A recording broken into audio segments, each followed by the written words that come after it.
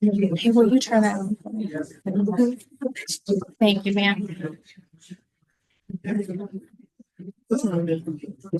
6:59.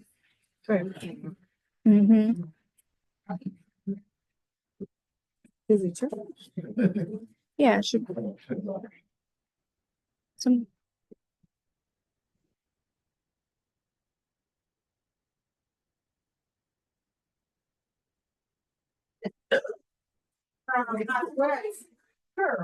What it is? And take the shot on it.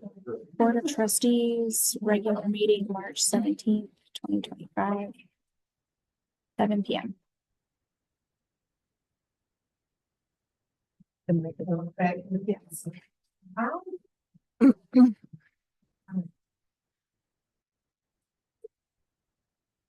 afternoon. I want to call the meeting to order. There will be no meeting. There will be no meeting unless trustee Greens is back on the agenda. I am practicing my constitutional rights of freedom of speech and the right to protest, and this meeting will not convene unless trustee Green is added back to the agenda. We are not having a Trump dictatorship in Superior Township. Black lives matter. Black voices matter. Black lives matter. Black voices matter. He must be added back right now. We're going to please call the meeting to order. Black lives matter. Black voices matter. Recess. You can recess all you want. He better be added back to the agenda or else this meeting will not convene. We'll take a recess then. Yep, take a recess. Thank you. Yep. Black lives matter. Black voices matter. Black lives matter. Black voices matter. You will not silence the voice of a black man on this board, especially for the things that he wants to talk about. And you can call the police all you want, because per the ACLU, we have the right, constitutional right to protest and to freedom of speech. Thank you. Black voices matter. Landis Smith matters. Black voices matter. Black lives matter. And just because you have black people sitting on the board that allow foolishness does not mean that it is okay. The magical Negro era is over. Black lives matter. And black voices do too.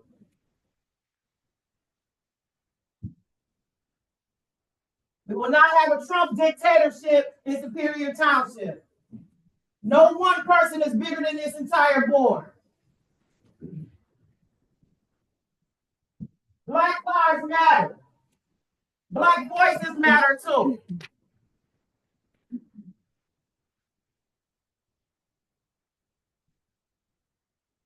That beautiful face. He must be added back to the agenda now. And I will take my seat and you can convene with this meeting. Outside of that, it's a wrap. This meeting will be interrupted. That is my constitutional right to protest. And per the ACLU, there is nothing that you can do about it. It is a statute for the state of Michigan.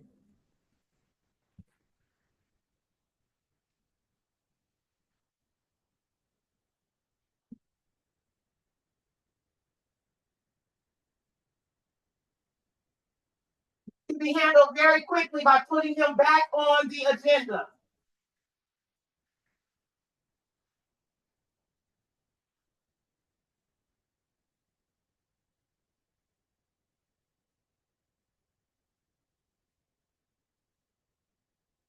For it matters.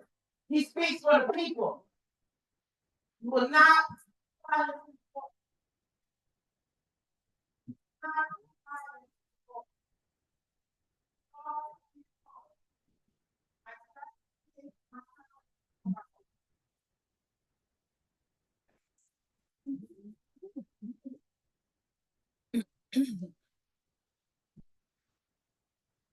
You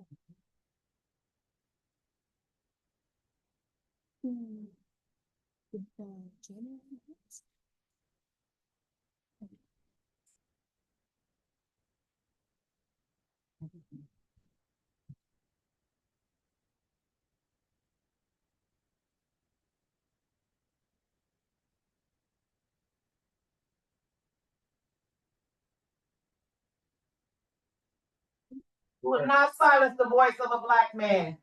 You will not act as if you are a dictator.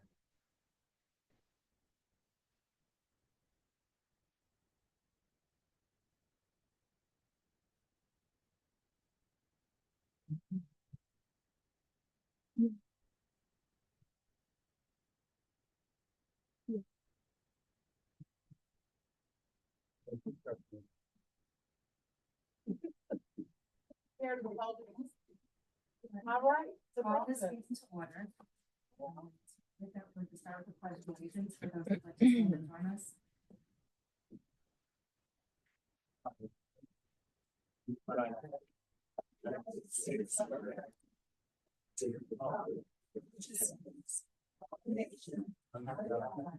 Indivisible. Liberty and justice for all. Clerk Robinson, can you please move forward with the call to motion? Davish Yakine, Sarah Devereaux, Here. Dana Green, President. Lewis, Present. McKinney, Robinson, here, Schwartz. Everyone's here. Moving forward to citizen participation. If you have an item that you'd like to discuss that's on the agenda, we invite you to please come forward for a period of 3 minutes. And please share your name for the public record. Yes. Perfect, thank you. All right, if we can go ahead, a motion to discuss the agenda. Great, I would like to move the discussion about the community development block grant to new items and put that under I after H. And then that will be a resolution for us to review and vote. I just received some feedback from the county this morning and we're under a tight timeline, so we'd love to have that come up tonight. I put it on the table, it's a resolution, and previously I held a space under discussions for CDBG. And I'd like to move it under new items, given that we have a resolution to discuss and potentially vote on. And Clerk Robinson has assigned it as resolution 2025-20.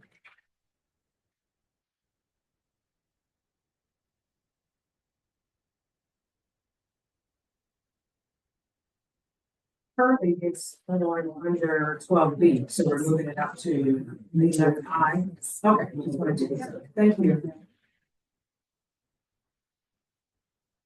Resolution 2025-20. So move with the addition of item 11I. Support. All in favor? Aye. Now, I would approve the agenda. I'd like to move to citizen participation. Mr. Bradford? Please. We've already moved past, you really should do it. I mean, I'm not gonna say you can't do it now, but you should do it when we're doing. I didn't get the chance to do it. I didn't get the chance. Let's go ahead and share. What would you like to share, Mr. Green? Okay, these are items that are submitted to the clerk on time and in order.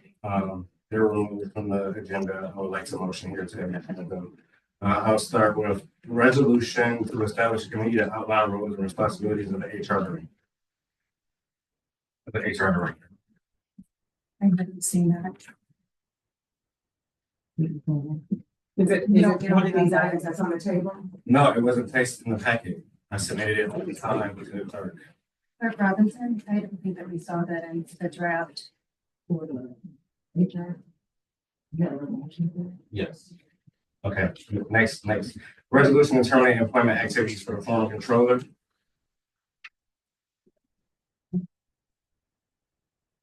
Okay, Can we, trustee Devereaux, sorry. It might be helpful if there's multiple, so, excuse me, so trustee Green, there's 4 items, in the document, the informal inquiry document that you sent. Are those 4 all associated with the resolution? There's a report that I sent and I submitted 3 resolutions and a presentation. Okay, I just want to make sure that if there's multiple, that before we take a recess, that Clerk Robinson has all of them. Sure. Thank you, trustee Devereaux. So then we didn't put those in our packet. No, they're not the same. Well, trustee. They were presented on time, and at the time of the supervisor and I going over the agenda, they were removed. So they're not with the packet. They weren't put with the packet. If I may, the HR people never saw that. We saw something about the controller position and then the rehiring of utility billing specialist. You never saw an HR, at least I never saw that. And then you sent everything to the board, correct? I sent the report and presentation that I had to the board.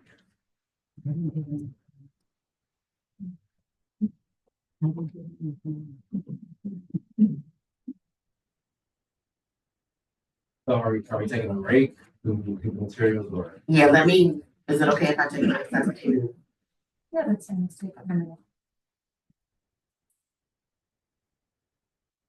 Still looking for that, Brenda. I think it's missing, but I also can't. Yeah, but I also can't find it on the agenda. So I don't remember when we discussed it. Yes, I remember that. It was at the end, right? It was on the agenda, right? Or was that added? I think it was too. It wasn't, but I don't see it on there. Yeah, so that's what yeah, so we'll have to add that, but I am baffled. I don't see it. We voted on Yes, yep, you're absolutely correct. But even when I'm looking at the agenda for that meeting, it's not on that agenda that I'm seeing. And so I'm trying to remember how it happened. I remember it happening.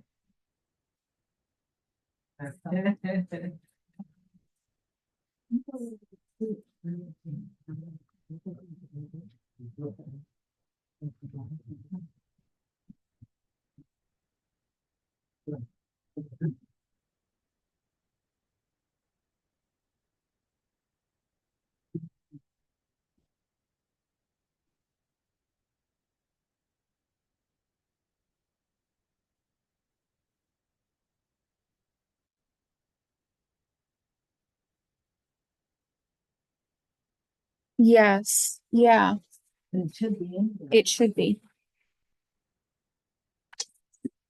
I look for it and I. Yeah, we'll have to add that. I'm. Oh, yep, there it is. Thank you, Lisa. It's 9.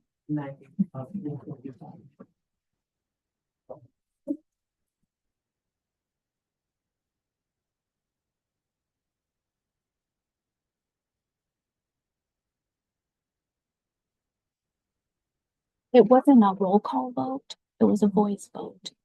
Right, okay. Yeah, so it wouldn't have it listed, but it does say. Here.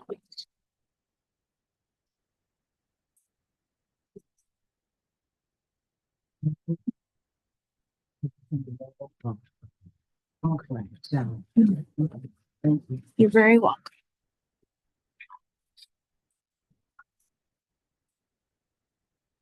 Yes, and I remember when I was writing the minutes, I was like, oh yeah, and Brenda said no. So I have to remember it. It didn't carry unanimously. Yeah.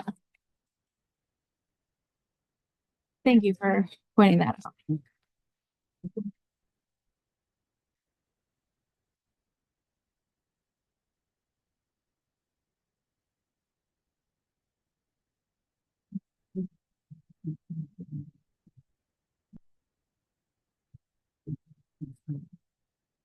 I think she's gonna get them, the resolutions that Consent. Yeah, yeah.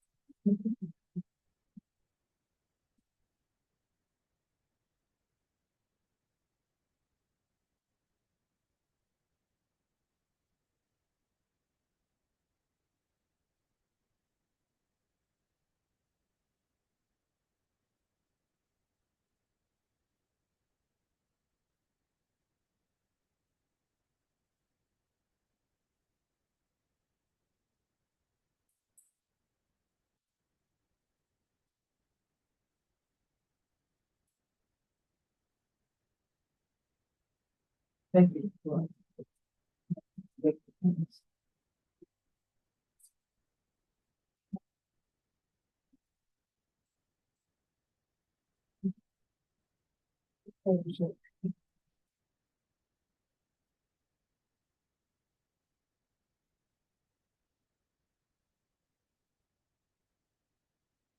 Yes, that was part of his packet. To establish a committee to do the roles and responsibility of a human resource director.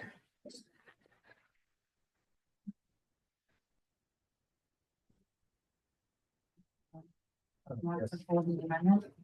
I'm sorry. Or do you want to continue with one minute to amend? Yes, please. So it's adding that resolution, so I'll repeat just for clarity. Resolution to establish a committee to outline the roles and responsibilities of the human resource director.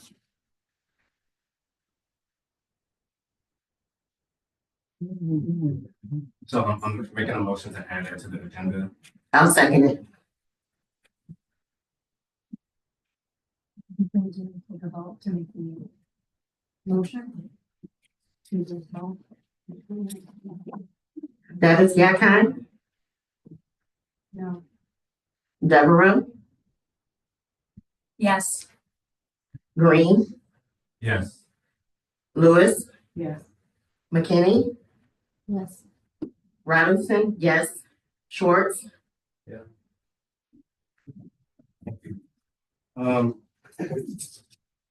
Next was resolution to terminate employment activities from former controller. It was also presented in the original.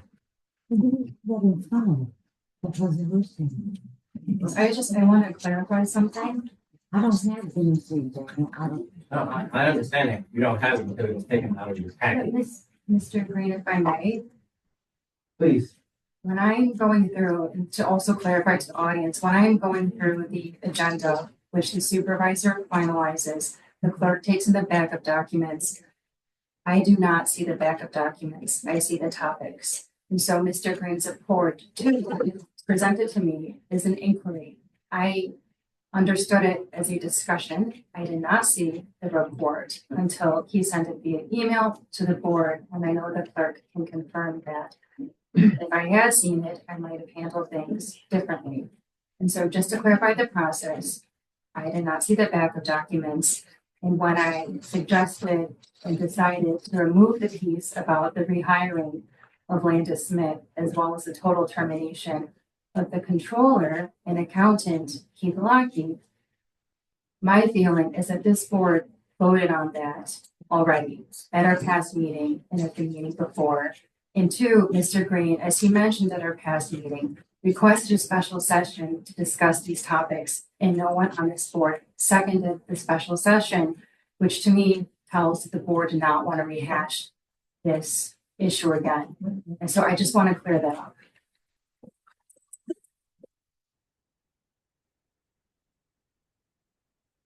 Thank you for the clarification. Can I proceed? Thank you. So I'll restate the previous resolution. Resolution to terminate employment activities from former controller. I move to add that to the agenda. I'll second it. I have a question. We voted on something at the last meeting, remember? Yes, I was the only person that voted no, but the rest of the board voted yes. that's correct. We voted to accept the resignation of the controller. And I, And you voted no, you're the only person who voted no. What then proceeded to happen is that there was a claim made that he held two positions. I have in my report detailed that he did not have two positions. As of now, he is still working for the township at the same pay rate. So I am stating this resolution to terminate employment activities from former controller because the role that he is currently operating under, I am not familiar with. And I have documentation to prove that he only had one position at the township, which is why I suggested resolution to terminate employment activities from former controller. I'd like to comment. Please, Mr. Schwartz. You know, Dana, I support any trustee wanting to bring on, something onto the agenda. Sure. But you got to give this board time to digest a big decision. And I can vote yes on something like that when I don't even have, all I have is you telling me what it is. I don't have any documentation in front of me. So, you know, I wish you could just adjourn all this momentarily and bring it all on in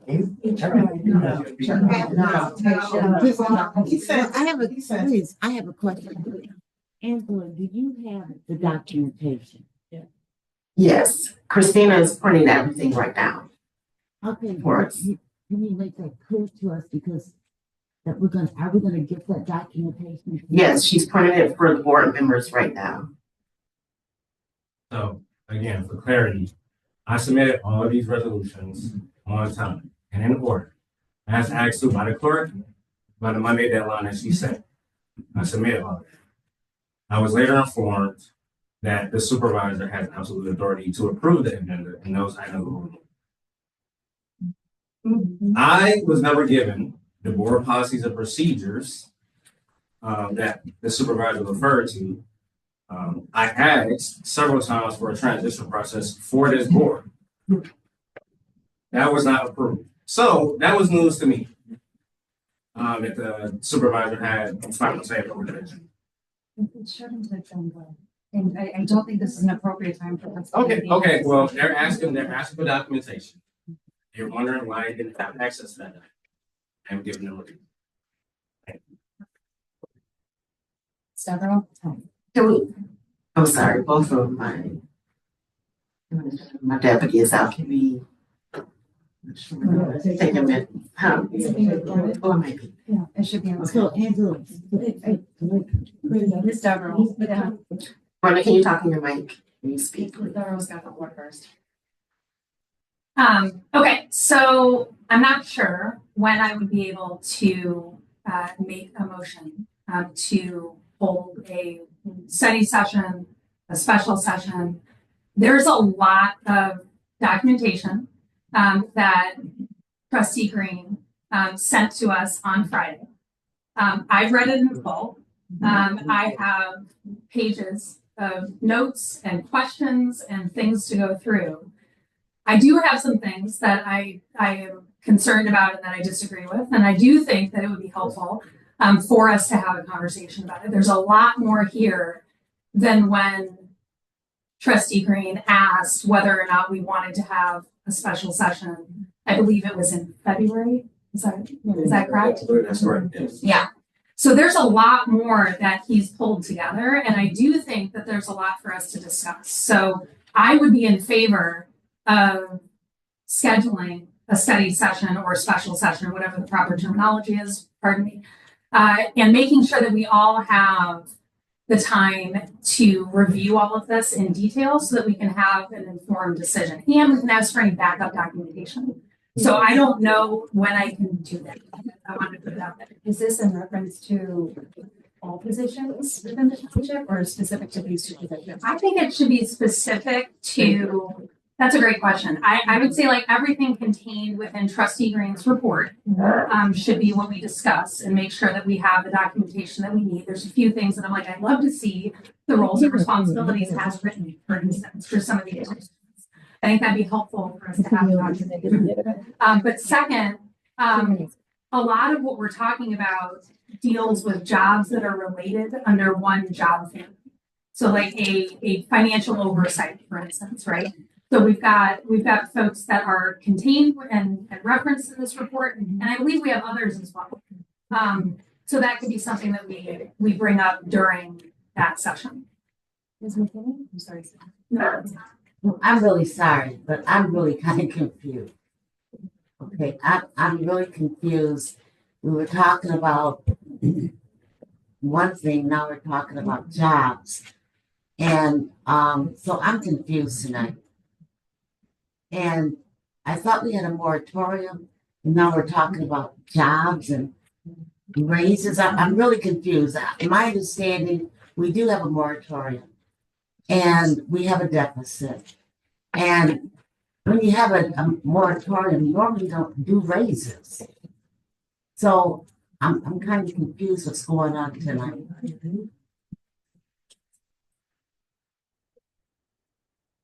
Well, I would say, there's a fair amount that we've read, and there may be additional documentation a trustee would want to receive in order to support this or to counter it. I think that we could have a work session on it, maybe just on this, on your issues, and let you present something and take everything into consideration in a rational way. There's no way I can vote yes on this stuff. I just got it, and Yeah, he sent it beforehand, so that was your fault that you didn't prepare. I have a new email where I gave everybody. I didn't get it. Let's But put that it's- during public comment. Please. Yeah, it's just that there's a lot being put on the board to make a decision about something that I'm not even certain what we're gonna decision. I think most of the decisions on this board without having all the information. I presented all the information and that. The chair, please. Determination of the building specialist and residential liaison position, we clearly did not have all the information on that. Table that and spoke about. Right, and then nobody brought forth any additional information. I understand, you voted yes. Yeah, I did, without all the information. All right. So I did my homework. So Ms. Devereaux? I make a suggestion. I think Mr. Green can raise the motion and it can be put on the agenda. It's his right to do that. I think that after it is put on the agenda, if it's determined that that needs to be what he's brought to have discussed on the agenda, should be the subject of a special meeting, then that is something that the board can vote to do also. It's not a matter of, just because it's on the agenda tonight to discuss, doesn't mean it has to be decided. For sure, yes. So I think that's just one way that we can get past this impasse of that fact. But he does have absolute right to make a motion and put it on the agenda. Yes.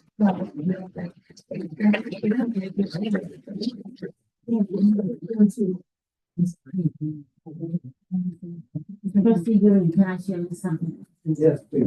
Well, this one, I just have a question. So should we put the item under 12B for discussion? I just want to know where we are going to put it. Wherever, I think that, Be under new business. you want to- Unless you want to, it's in a package under discussion. That's not really started. The last one was under new business.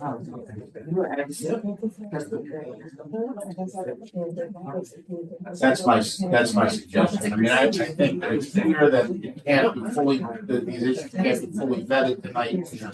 But by putting them on the agenda, you can then discuss how to more appropriately Thank you. raise the issues in a form that gives you the time to study them and to discuss them in more time. Okay, thank you. I think, Mr. Green, you had a motion on the table? Excuse me. Yes, I'll repeat the motion. So I'm moving to add to the agenda a resolution determining employment activities for fraud control.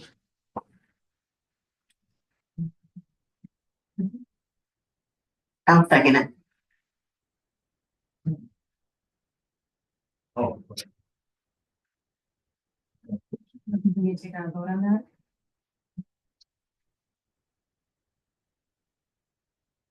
Davis Jackheim, Should we can put on? I'm sorry. Yes. So it's just a verbal, is that all we're getting? We're, is there any discussion? Did you ask? this is to add it to the agenda. Okay, Right, Mr. Green? yes, correct. okay. I'll start. Davis Jackheim, Devereaux, Yes. Green, What are we voting for? Just to add it to? Yes. Okay, yes, We're voting to add it to the agenda. That's correct. yes. I'm sorry. Green, Yes. Lewis, Yeah. McKinney, Yes. Robinson, yes, Schwartz, Thank you. Next, this is a motion to add to the agenda. Resolution to rehire Landy Smith, business specialist and residential liaison. I'll second.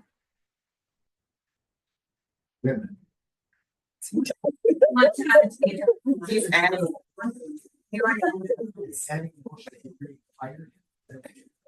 I mean, we can put it on the agenda, we don't have to, it's so much. That's correct. Yes, a motion adding it to the agenda. Resolution to rehire Landy Smith as billing specialist and residential liaison. We are just adding it to the agenda. We are not voting on it right now, just for clarity. Are we just discussing it for tonight?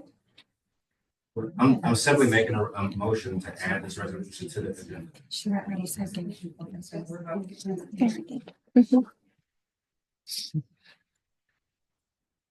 Okay, so I seconded. So now we do roll. Yes. Davis Jackheim, Devereaux, Yes. Green, Yes. Lewis, Yes. McKinney, Yes. Robinson, yes, Schwartz, Okay. For clarity, I'm asking to have this added to the agenda. Presentation on billing specialist and residential liaison position and controller position. So just to repeat, I'm making a motion to add to the agenda, presentation on billing specialist and residential liaison position and controller position. I'll second it. You have a presentation ready for? Yes, I did. That's what they did on Monday.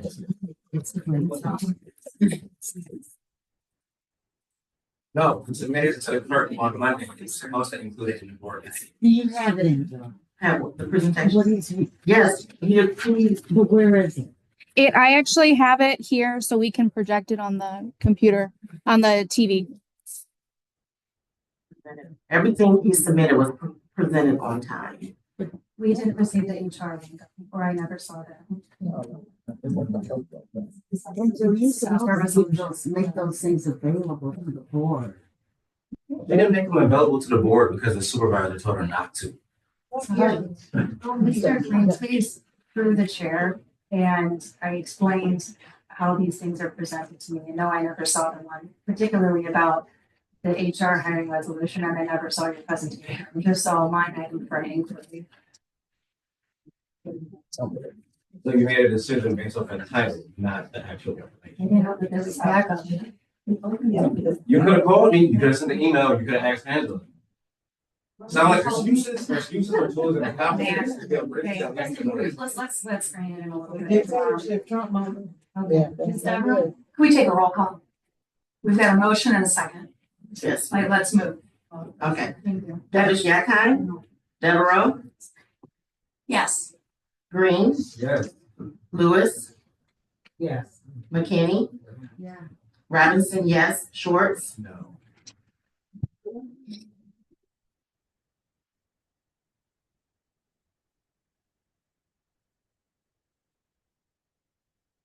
All right, so. Any other changes?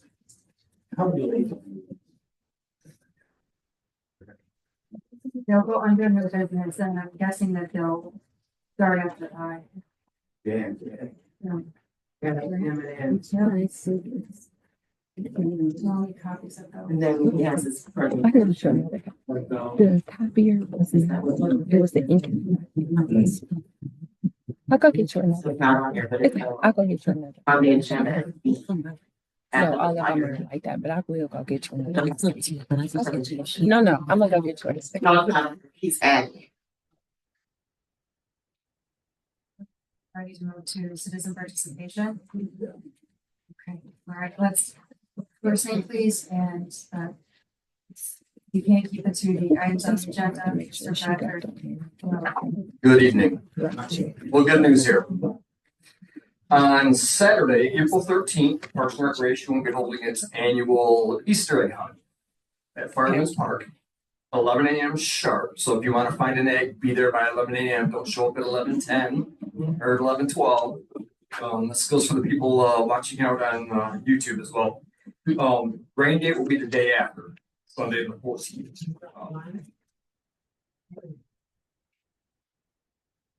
So Sunday the 13th. Saturday, the 12th. Yes, Saturday, the 12th. Thank you. She does, Nancy does everything for those. Saturday, the 12th, 11 a.m. Bring your kids.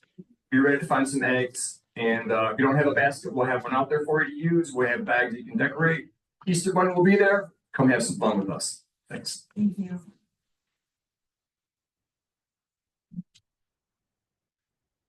My name is Trisha Duckworth, and I'm not understanding why Landis Smith was dismissed the way that he was. In my opinion, you have come in, supervisor, and started to make decisions as a dictator. And I really don't understand how you don't have the best interests of the community. What were the reasons why you would dismiss someone from their position with no, I mean, did you do something wrong? We need transparency. We need transparency from you, and to not make decisions as if you are the only one that is sitting around this table. As it relates to what is it, Mr. Lockey? This situation's been going on for a while, yes. I don't know what you have with him and what he might have on you, but to be paying someone that does not live in the state of Michigan, how can he effectively do any business for this township and you can't walk into his office? Yeah, you can pick up the phone and call him, but wouldn't it be better to have someone that is right here in this township to represent the township? I think that there's some funny business going on here, and if he resigned, he should move on. He should not be obtaining another check once he has resigned. This board needs to really take a look at what's going on, because some of the stuff that you're doing appears fraudulent. And it's a spillover from the last administration, and I'm really disappointed that some of the last administration is even sitting here. And that is on us as voters to make sure that we are voting people in that are going to have our best interests here in this community, not giving someone fat checks that lives outside of this community. Thank you. Thank you.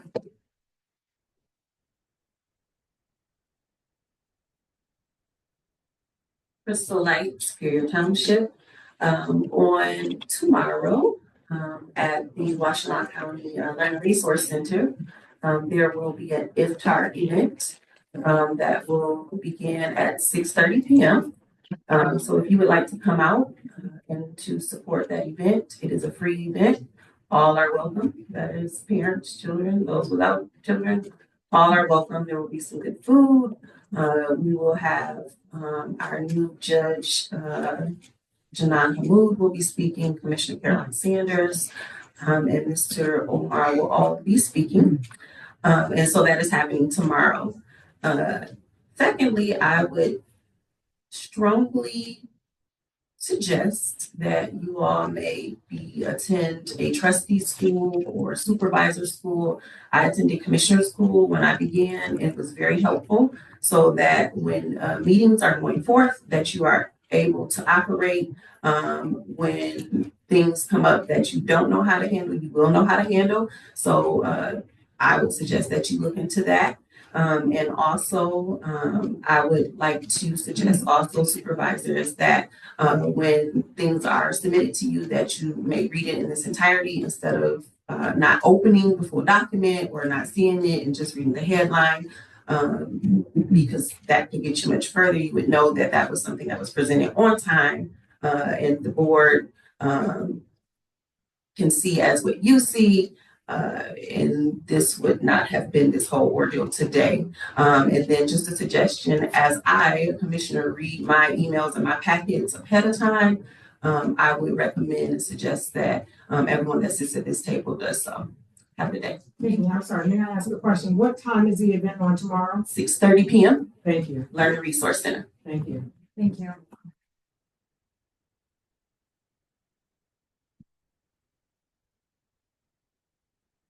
I am Mrs. Mohammed, and I'm a resident of Superior Township.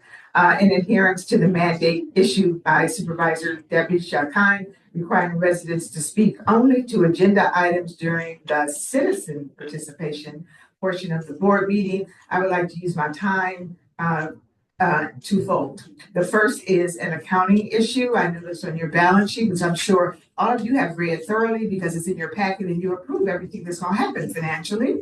Prior to the meeting, I noticed that our daily operating checking in the general fund is close to 800,000, which means we do not have an insured cash sweep account, which I had mentioned over a year ago, so that our funds are protected. Not only have I mentioned it, previous board members have mentioned it, the auditor has mentioned it, and yet you still let our money sit in one account where it is vulnerable. And I would think with the state of things, world affairs, that would give you great cause. It does for me. I also noticed on your approved absences on America 5286, that balance has not changed in a year. It is rare that you have the same exact balance year to year. So that raised a red flag for me as a financial person. I'd like to know why that is. Also on your accounts payable vendors, that amount almost doubled from last year. Why is that? Now back to my second point is I would like to get clarification once again on how items are placed on the agenda. And the agenda is on the agenda. My understanding is that per the bylaws, which were written in 2011, and I'm pretty sure haven't been reviewed or revised, I'm sure each of you have read thoroughly and have a copy with you right now to ensure compliance during this and other meetings. The clerk first prepares the agenda that contains items submitted by board members, and following that, the clerk and supervisor review the compiled agenda. The supervisor has the unilateral authority to remove items before the agenda is issued. And she spoke today that she didn't even have the full packets. She was simply removing items based on the title. That concerns me. This means that as a resident, any issue I bring to a member of the board can easily be shelved without justification, collaboration, or discussion. If that board member decides to investigate the matter further, compile a report to present to the full board, and submit resolutions at the discretion of the supervisor, the residents of Superior Township will never see that report. What I'd like confirmed is according to the bylaws of Superior Township, which you all took an oath to uphold, the supervisor sets the agenda in autonomy, meaning without any input from officials elected by the people of Superior Township, and more directly, an elected official who may see a substantiated need to address the concerns of a resident publicly We are at time. is censored. Thank you, Ms. Mohammed. And Trustee Dana Green, I speak your name. Thank you. Good evening. My name is Rhonda McGill, Superior Township resident, speaking on an agenda item with regards to Landis Smith. I was not in attendance at the January meeting when Mr. Landis Smith was terminated. However, I attended the December meeting when the board committed to doing the research and then coming together to decide next steps with his role. In keeping Mr. Smith with the township would have benefited from having someone ready to start on day one and saved us tons of training dollars and time having to onboard someone brand new. This role was also a required position from April, and yet the supervisor made a decision that it was a new role and not needed. Yet she has failed to cite who told her this, nor did anyone on this board do the homework except for Trustee Green. And as a result, a man's livelihood was taken away from him in a very nasty, humiliating, and very public termination that would never have occurred if you had an HR director. So for that, I say to each of you, shame on you. Fast forward to February's meeting, which I was in attendance. And in that meeting, I was shocked to hear that the controller had once again put his job without notice because he was asked by his immediate supervisor, Clerk Robinson, to attend the March meeting to respond to questions posed by residents of the community. In this instance, I observed the supervisor go out of her way to advocate for keeping him and allowing him to take over as the accountant for the utilities department at the same rate of pay of controller. You also violated your resolution, which clearly stated that no hires would occur or new roles created unless it was for matters of safety for fire or police. Utilities already has someone on board handling accounting, so this would be deemed a new role. I heard no mention of disciplinary action for his insubordinate behavior towards Clerk Robinson and his chagrin for the community, which pays his salary. And as a resident, I'm further troubled because this behavior is not ending. I ask of all of you, when does it end? If it were any of us and we were doing this on our jobs, we would have been let go by our employer.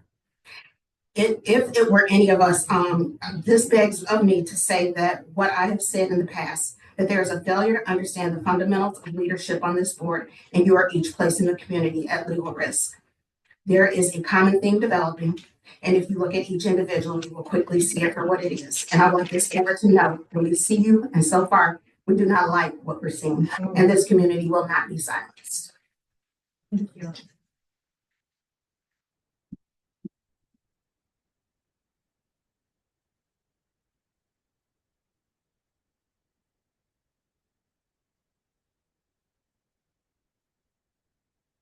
Ash report, speaking on agenda item 8C1, Committee to Promote Superior Township.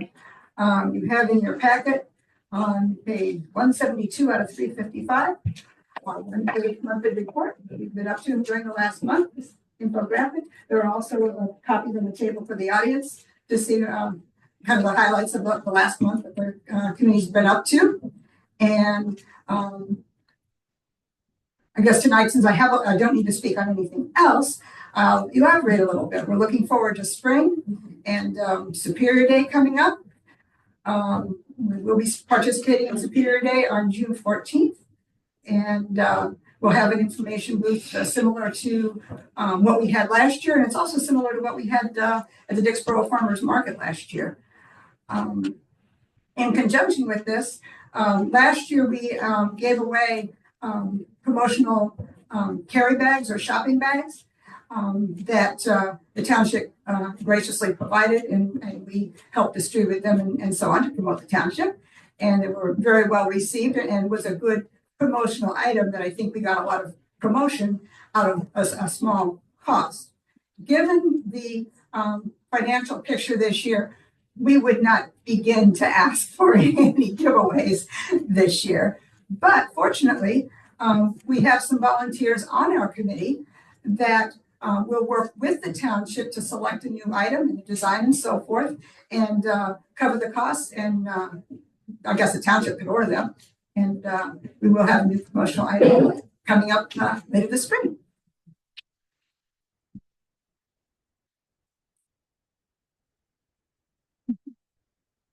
Good evening, board. My name is Irma Golden, residing at 1585 Sheffield Drive. Through several requests made under the Freedom of Information Act, FOIA, I have obtained a substantial amount of information that raises serious concerns, including retaliation, unethical practices, illegal actions, and discriminatory behavior. And when I say discriminatory, I'm talking about racism, none of which serve the best interests of the township or its residents. One such document, an email dated August 15th, before most of you took office, stands out among the others. I ask all of you, before I read it, to go back and look at every vote when it came to an employee that was Black and see who on this board voted no each and every time. And I'm not talking about you, Lisa. This letter was written by Ken Swartz to Emily. Emily, I have reviewed the inappropriate text sent by you from Mr. Hardy. Needless to say, it violates a provision of the personal policy, and I think it needs to be addressed before you take office, since you will be in charge of utilities in November. Both Brenda and Lisa, this is saying that they already agree. So obviously it's been talked about. Both Brenda and Lisa are shocked by the content of the text, and we all wonder if he can't work under you as an incoming supervisor. This is a setup. Hardy has been out of control for 2 years, fueled by Rhonda, former trustee, and Bernice, former trustee. I added the former trustee in there. Both of whom involved him in other utility personnel and negative township politics. For his cooperation, he was rewarded with a new title and a 10% raise without any review. Later, he railed against Rhonda and Bernice at a later meeting, showed ingratitude and poor judgment. I propose to send the text and the narrative to Mary Burton, the director, and request her to interview Hardy and get his response to the violation for review of the September meeting. We will see how he responds, but at a minimum, an admonishment is in order, if not more severe discipline. He'll probably hide behind the First Amendment, but that does not protect him. I think letting the board handle the matter before you become supervisor is better for you. If unresolved by November, then you can step in. He can request a closed hearing since it is framed as a personal review, but he will know the score. Do you have any objections for this procedure? When certain behaviors are present and not checked, like racism, censorship, lack of transparency, retaliation, and the absence of a human resource person. Okay, the sexual harassment, the email that was sent, nothing was done. Both the employees and the community suffered. The community's voice will not be silenced. Thank you.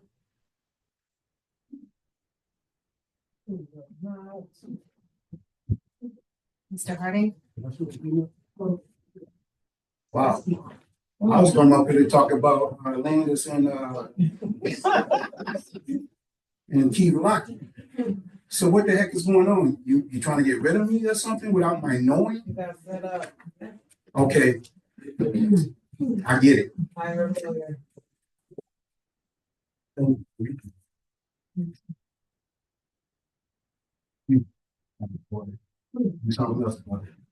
didn't read the email that you wrote. What email did I write? Let's not have a dialogue or public comment, please. Are you talking about? Say through to the chair. I heard something about the text message. Let's not have a dialogue, please. Through to the chair. No. Look at the presentation. This is something else. But anyway, let me get to the Keith Lackey thing. It's amazing. This guy resigned. He cut the severance. Y'all accepted it. The ties were severed. Y'all want to take him back, bring him to the utility department, making $70 an hour. We have Leah Sprikey who works with us, who is amazing. And she get paid way less to do the job. But are you telling me, so if you bring him back, will he have to work 8 to 4:30 Monday through Friday like we do? Or are you going to extend the offer to the other employees? Hey, I'm going to work from home today.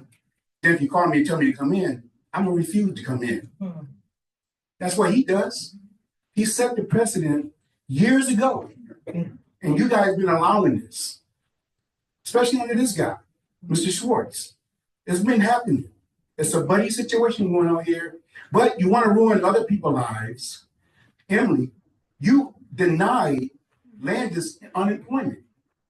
This guy been here for 6 years, paying into unemployment, and now he can't take care of his beautiful wife, his beautiful daughters. It's not right.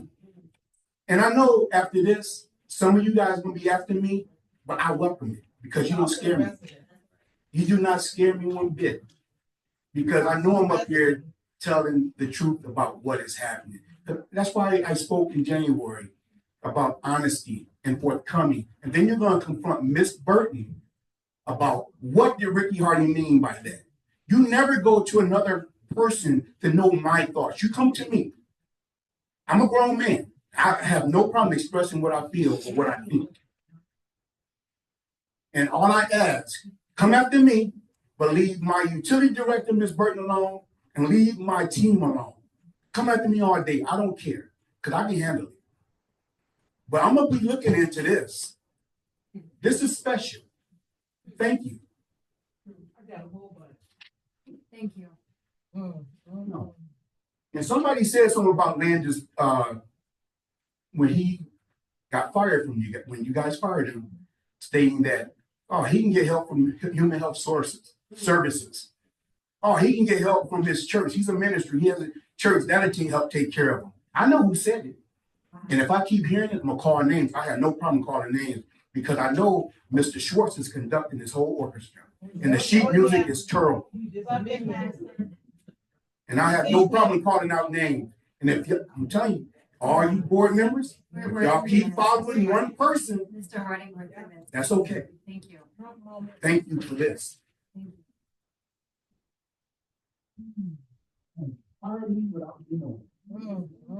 Shame. Thank you very much. Sorry now. Any other public comment?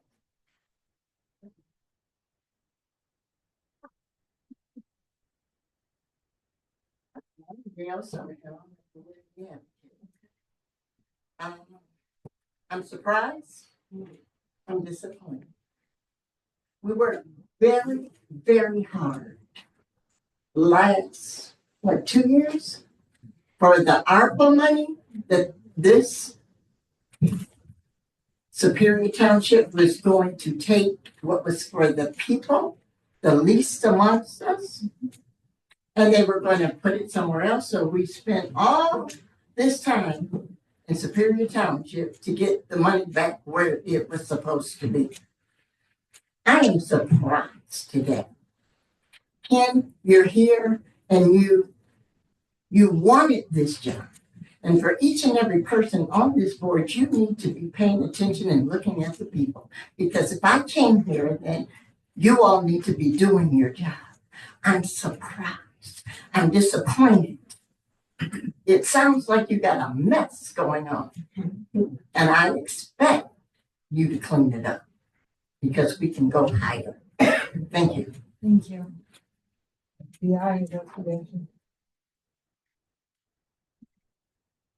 I'd say no further request for citizen participation. And move to close that. Support. Support. Right, and moving to the supervisor's comments. You know, it's very clearly spelled out in our board policies that there cannot be a hire without board approval. The position individual that we've been discussing was never hired by the board. His last position with the township was as a deputy supervisor, as a deputy treasurer clerk serving at the pleasure of our former clerk. And in state law, that was what we were following. And two, this board unanimously voted to not approve the hire. And with that, we put in place a moratorium on hiring while we get our financial house in order. And with that, it was a new position, which additionally required more oversight. Okay. Check out the resolution. You did your homework. Thank you. You're welcome. And speaking to the walk-ons, you know, there's this narrative right now that the supervisor can completely dictate what goes onto agenda. The supervisor does have the final approval. That's consistent with our board policies, and that's also consistent with Robert's Rules of Order. Any individual on this board, however, can bring forward an item to be added to the agenda. There is no silencing. If there is support for a second for a resolution that a trustee should wish to bring on, that is an option. So the idea that things can die in the dark is just untrue and it's unfounded. On top of that, I want to reiterate the fact that I was never shown one of the resolutions related to an HR individual. And on top of that, I was not given the backup related to any sort of presentation from Mr. Green. It wasn't a matter of me not choosing to open up an email or do my homework. On top of that, I think it's disappointing that we're continuing to rehash issues related to the primary season and our campaign, and that it seems there was a deep dive into one of our trustees' emails to try to find, you know, some sort of idea of retaliation towards staff and related to the utilities department. And with that, I ask you, what is the retaliation? What, you know, there has been no discipline. There has been only intention to meet with staff, to treat them with kindness, to listen to them, and to learn from them. And I'd like for anybody to say differently. I mean, it is Email true. said differently. That wasn't my email, and I hope that she'll keep it to the reason petitions. But with that, I hope that we can move forward on this agenda a little more peacefully and give everybody on this board a chance to share their side of the story without making assumptions. And in addition to that, I did support or put through to the meeting minutes, my report and my policies that I've been working on with our team over the past month. And it's been busy. If anyone would like to take a look, please let me know. But I just would like to close with that. And so moving forward to presentations, our first presentations from the fire department. If our chief and anyone else would like to come up and join them.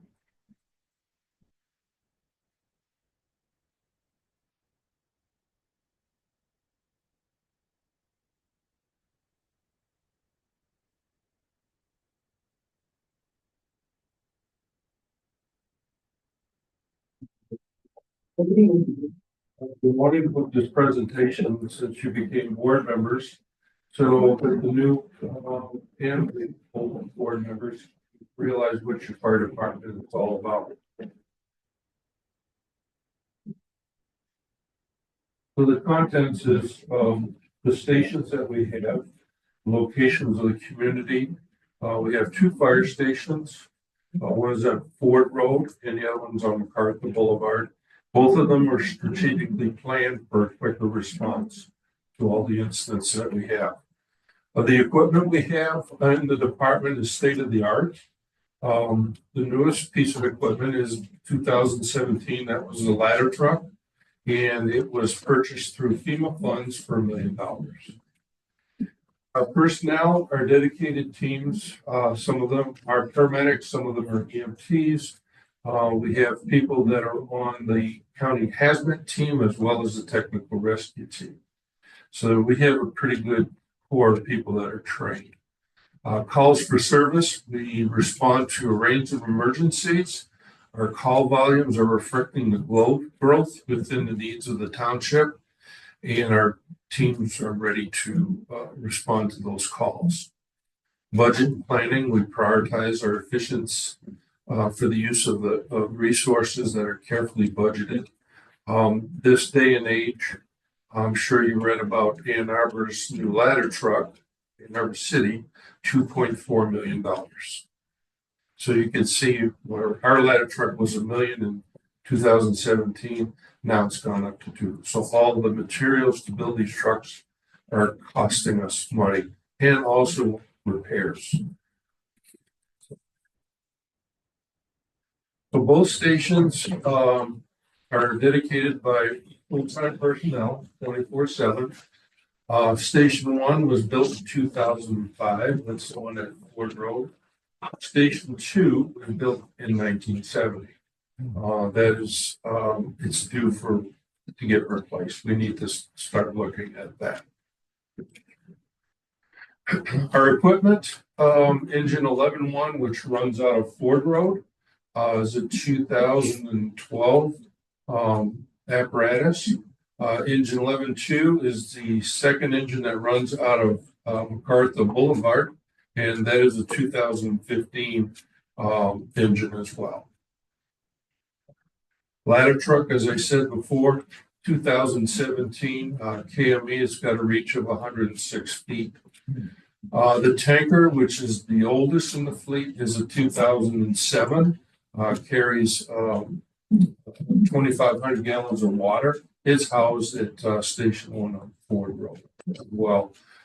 This piece of apparatus responds to areas where we don't have fire hydrants. If we get a structure fire, that's the unit that's going to be responding to Station 2. Utility truck, both utilities. We've got an ATV and we have a pickup truck. These responds to our brush calls, trash fires, that kind of thing. In the wintertime, we use the pickup truck for snow plowing around the stations. Then you have a chief's vehicle and a fire marshal vehicle. Even though we are part-time, we still respond to structure fires to come back. We do fire investigations as well as interviews. So we have vehicles that we've been utilizing with our equipment in the back of those. This is our staff. The way the matrix is, myself as the fire chief, Dan Kimball is the fire marshal.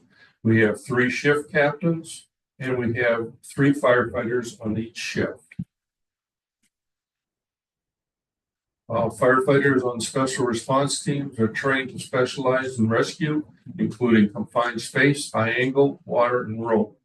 They also handle hazardous materials incidents, ensuing safety in chemical, biological, radiological emergencies. Their skills allow them to assist in various emergency situations, often working with other agencies on a large scale. And a good example was this past week, we got called to St. Joe Hospital. They had a patient that walked in suicidal with drank cyanide. So they needed help on how to handle this patient decontamination. Types of calls we go on, fires, structure fires, vehicle fires, brush, dumpsters. Vehicle fires are being tough to put out these days because of the batteries, the electric vehicles. We respond to all kinds of medical emergencies, the rescue operations, vehicle extrication, hazardous materials, fire alarms, public assistance, mutual aid responses. We have partnerships with Ipsy City and Ipsy Township when just for structure fires to respond to these events. Special events, standbys, that kind of thing. We helped out the FBI in Detroit and County Sheriff's Office at identifying unknown bodies at the cemetery. This has been going on for 4 or 5 years now. And we also train and drill. So you see them down at Ipsy City training at Eastern Michigan's campus or whatever. 2023, we had 1780 runs. 2024, we're expecting over 1900 runs. So you can see our call volume is going. Excellent. This is our response area, 36 square miles.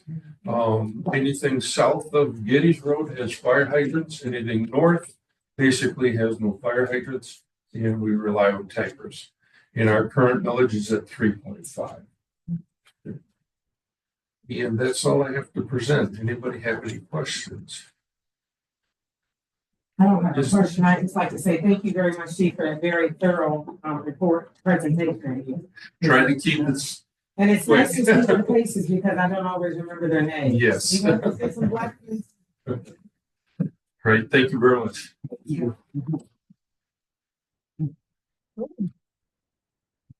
Thank you for that presentation. Sounds like moving on to presentation B. Is that the board approved?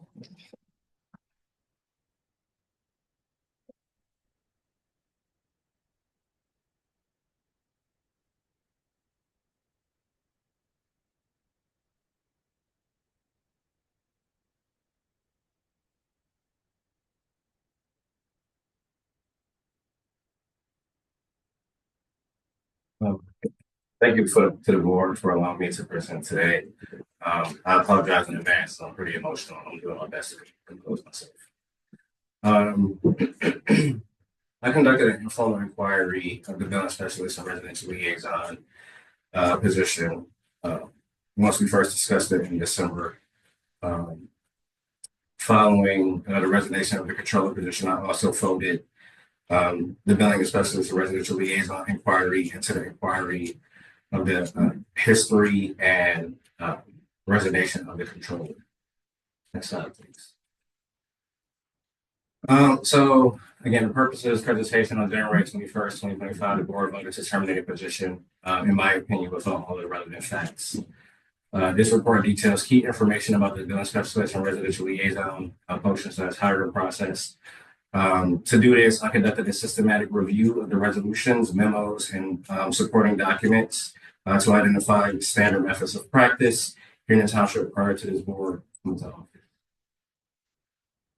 So I just wanted to give a quick overview of a brief timeline. So in March, so resolution 22-13 established billing specialist and residential liaison position. That resolution was actually brought to the board on March 21st of 2022. From my understanding, I created the position and established it. On October 16th of 2023, resolution 2023-50 increases pay rate for billing specialist and accountant position. That is the position that works in tandem with the billing specialist and residential liaison position. On October 9th of 2024, the billing specialist and residential liaison position became available, and it was posted on November 7th of 2024.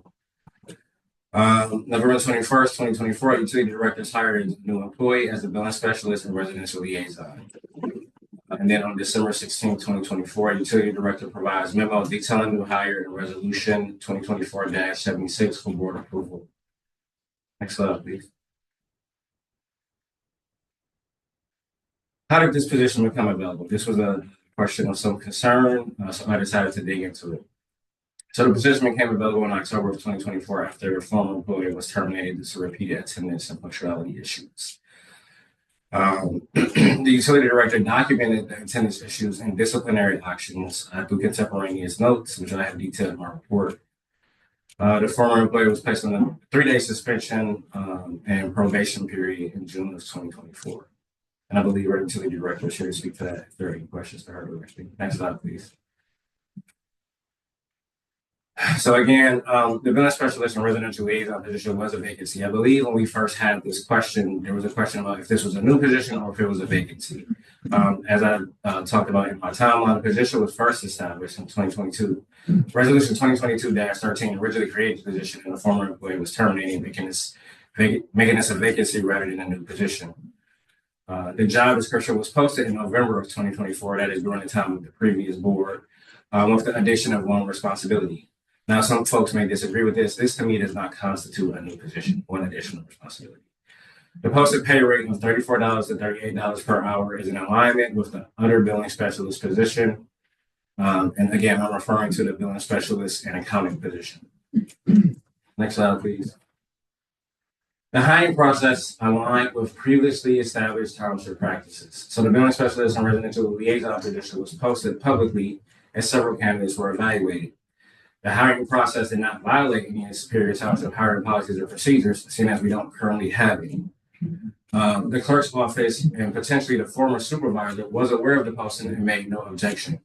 For those of you who haven't had a chance to review the board packet, there's a letter in there from the previous employer stating that the supervisor asked him if he was planning to apply for the position.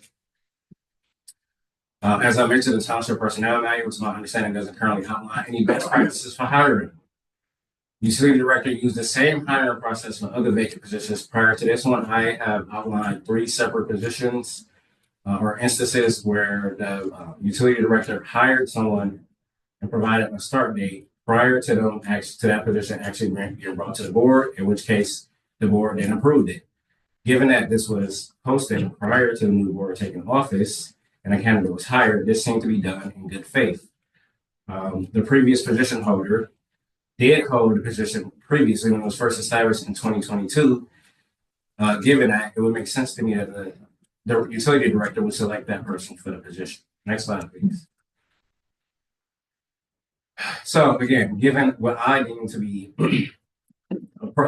if this position was appropriately presented to the board or not, given previous practices, the utility director sent the justification to the board, resolution 2024-76, to the board in December. It's reasonable to assume that the utility director was following processes and acted in good faith, as I stated previously.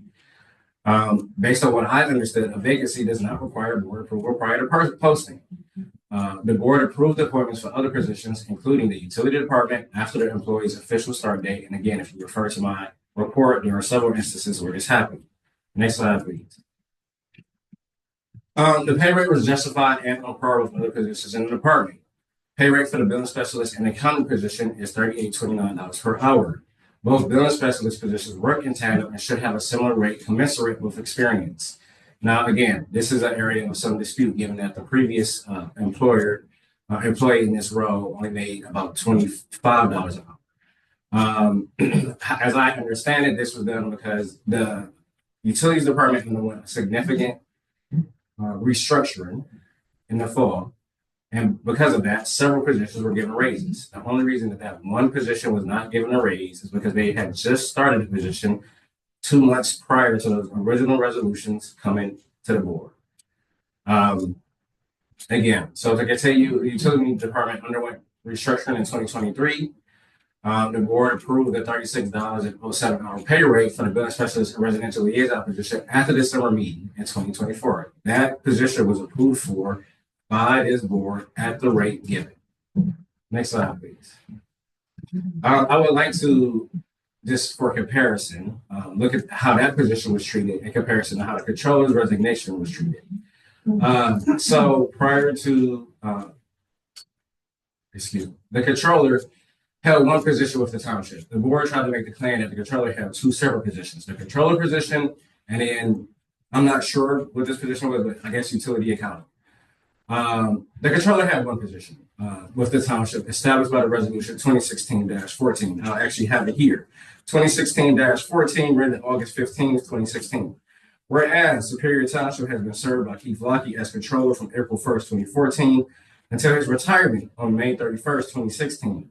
And whereas Keith Lockey performed the duties of controller with distinction, and whereas Superior Township has the need for a part-time controller, and whereas Keith Lockey is ready, able, and willing to return to the controller position part-time, and now therefore, the Superior Township Board hereby hires Keith Lockett as part-time Superior Township Controller at a wage of $50 with no benefits as an at-will employee and delegate to handle following the responsibilities and duties. Included in the responsibilities and duties, which was pointed to as a rationale for keeping him on board after the board accepted his resignation. Number 3, responsibilities and duties. Monitors financial conditions of the utility department on a monthly basis and makes recommendations to the utility director for any water/sewer rate adjustments, reconciles all budget sheets. That was one of 9 duties included in his hiring of August 15th, 2016. Okay, the second thing I would like to point to is, to my understanding, the controller had a singular pay rate of $69.41 per hour, with effort split across the utility department and the general fund. Prior to this new board taking office, I believe it was a 75-25 split between the utilities department and the general fund. And after which this board was seated, it moved from that to 90% utilities department, 10% general fund. Next slide, please. This email has already been previously discussed, and I think it's important to make note of because I became extremely concerned once I became aware of this. I did not look for this email. This email came to me. I'm not going to read it in its entirety because it has already been pointed out by members of this community. What I will point to is in charge of utilities 1120. There was a resolution brought to this board, I believe, in January of this year, reestablishing that the utilities oversight would move from the board back to the supervisor. So this brings me some concern because it appears by this email that a decision was already made about who would be in charge of the utilities. I think letting the board handle this matter before you become a supervisor is better for you. If unresolved by November, then you can step in. Again, concerning. Since for full transparency, I did ask both the current supervisor and the previous supervisor if they would consider me for a liaison to utilities department. When the vote came forward to switch the oversight of the utilities department to the supervisor from the board, I attempted to abstain from that position because I knew that I had asked for that appointment, in which case I determined that to be a conflict of interest, so I attempted to abstain. I was told that I couldn't abstain, and so I didn't, and I voted no on that resolution. Mr. Harding made his feelings known about how he felt. When I became aware of this email, I didn't even know who to bring it to, since the current supervisor is listed in the email. The former supervisor is the one that sent the email, to my understanding, and 2 other board members were listed as references in the email. I literally felt like I was in a state of paralysis for 2 months because I did not know who to talk to. Once I got my wits about me, I decided that it was best for me to discuss the matter with Ricky Harding and Mary Barton, because I recall the comment that Mr. Harding made during the January meeting when he said, "I'm aware of some things." And I was confused as to what that meant. Once I had the email, I assumed that is likely what he was talking about. And so I felt the need to talk to him and ask, would you be comfortable with me taking this to the supervisor and making them aware that I know about this? And what was communicated to me was fear. Fear that there was already some pre-established plan to retaliate against them. And again, I did not know what to do because I wanted to respect their fear. I wanted to respect how they felt. And quite frankly, I found myself in a space where I did not feel like I had much trust in the current board.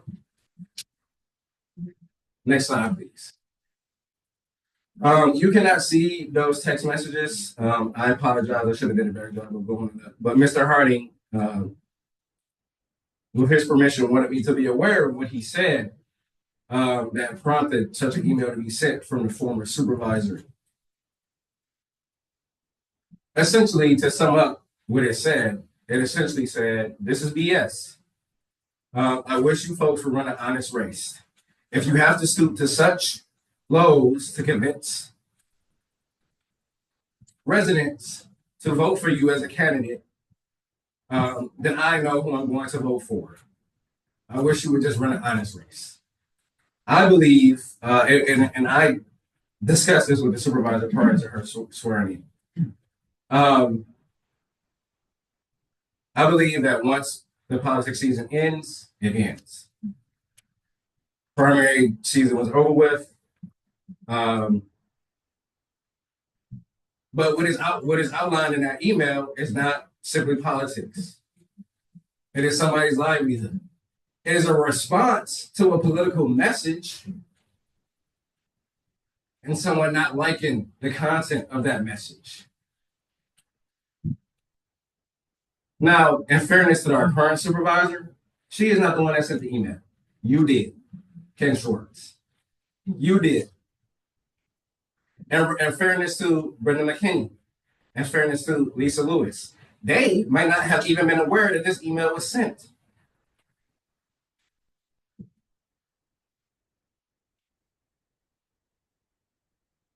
However, I don't think it is unreasonable for me to feel some doubt. But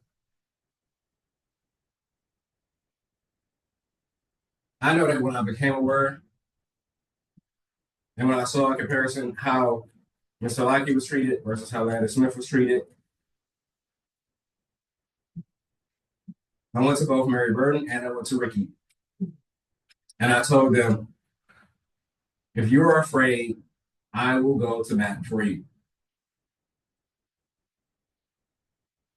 And I do not believe in letting other people fight my battles for me. I was elected to this position to represent the community. And I must say this with no fear of retribution. If you want to recall me, do it. Mr. Schwartz, you need to resign. That is disgusting. And I end my presentation here. Thank you. Why don't you read the email?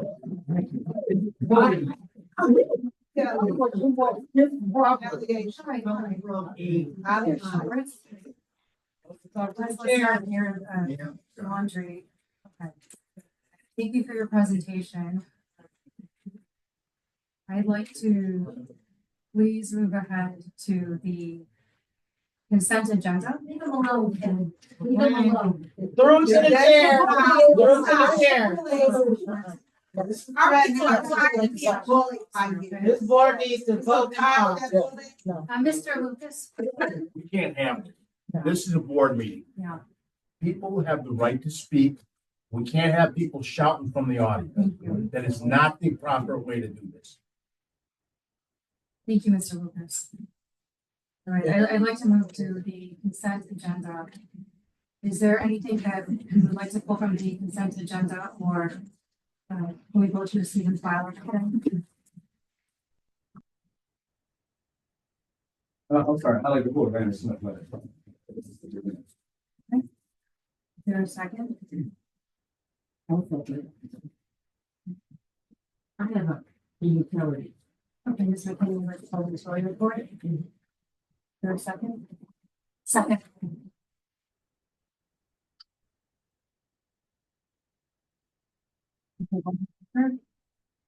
Aye. Let's go ahead and pull the report from Mr. Rather the letter from Mr. Smith. Is that the letter that's on the table? No, I think it's not there. Thank you.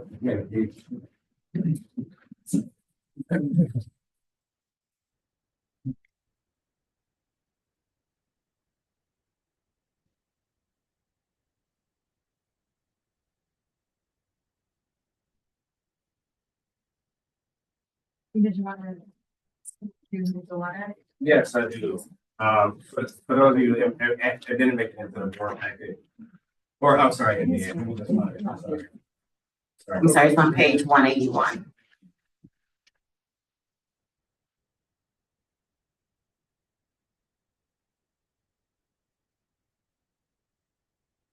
Just want to read it. Dear board members, dear members of the board, I wanted to take a moment to share my concerns regarding the decision that led to the end of my employment with the township in January of 2025.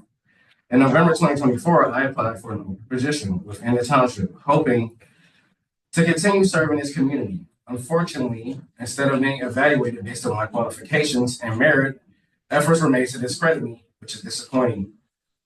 The situation reminds me of a conversation I had with then Supervisor Schwartz in November when the job was posted.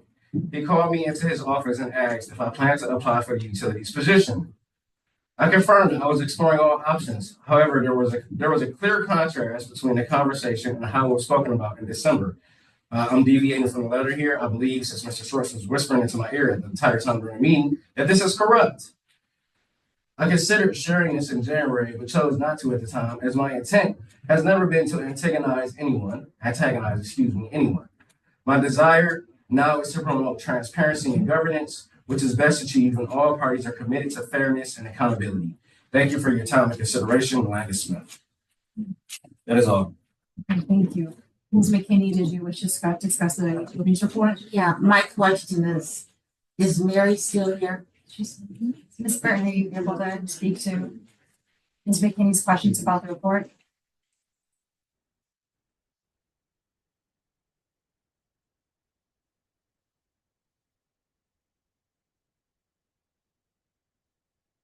My question, I think it was the January meeting or December meeting when you talked about the second connection was down.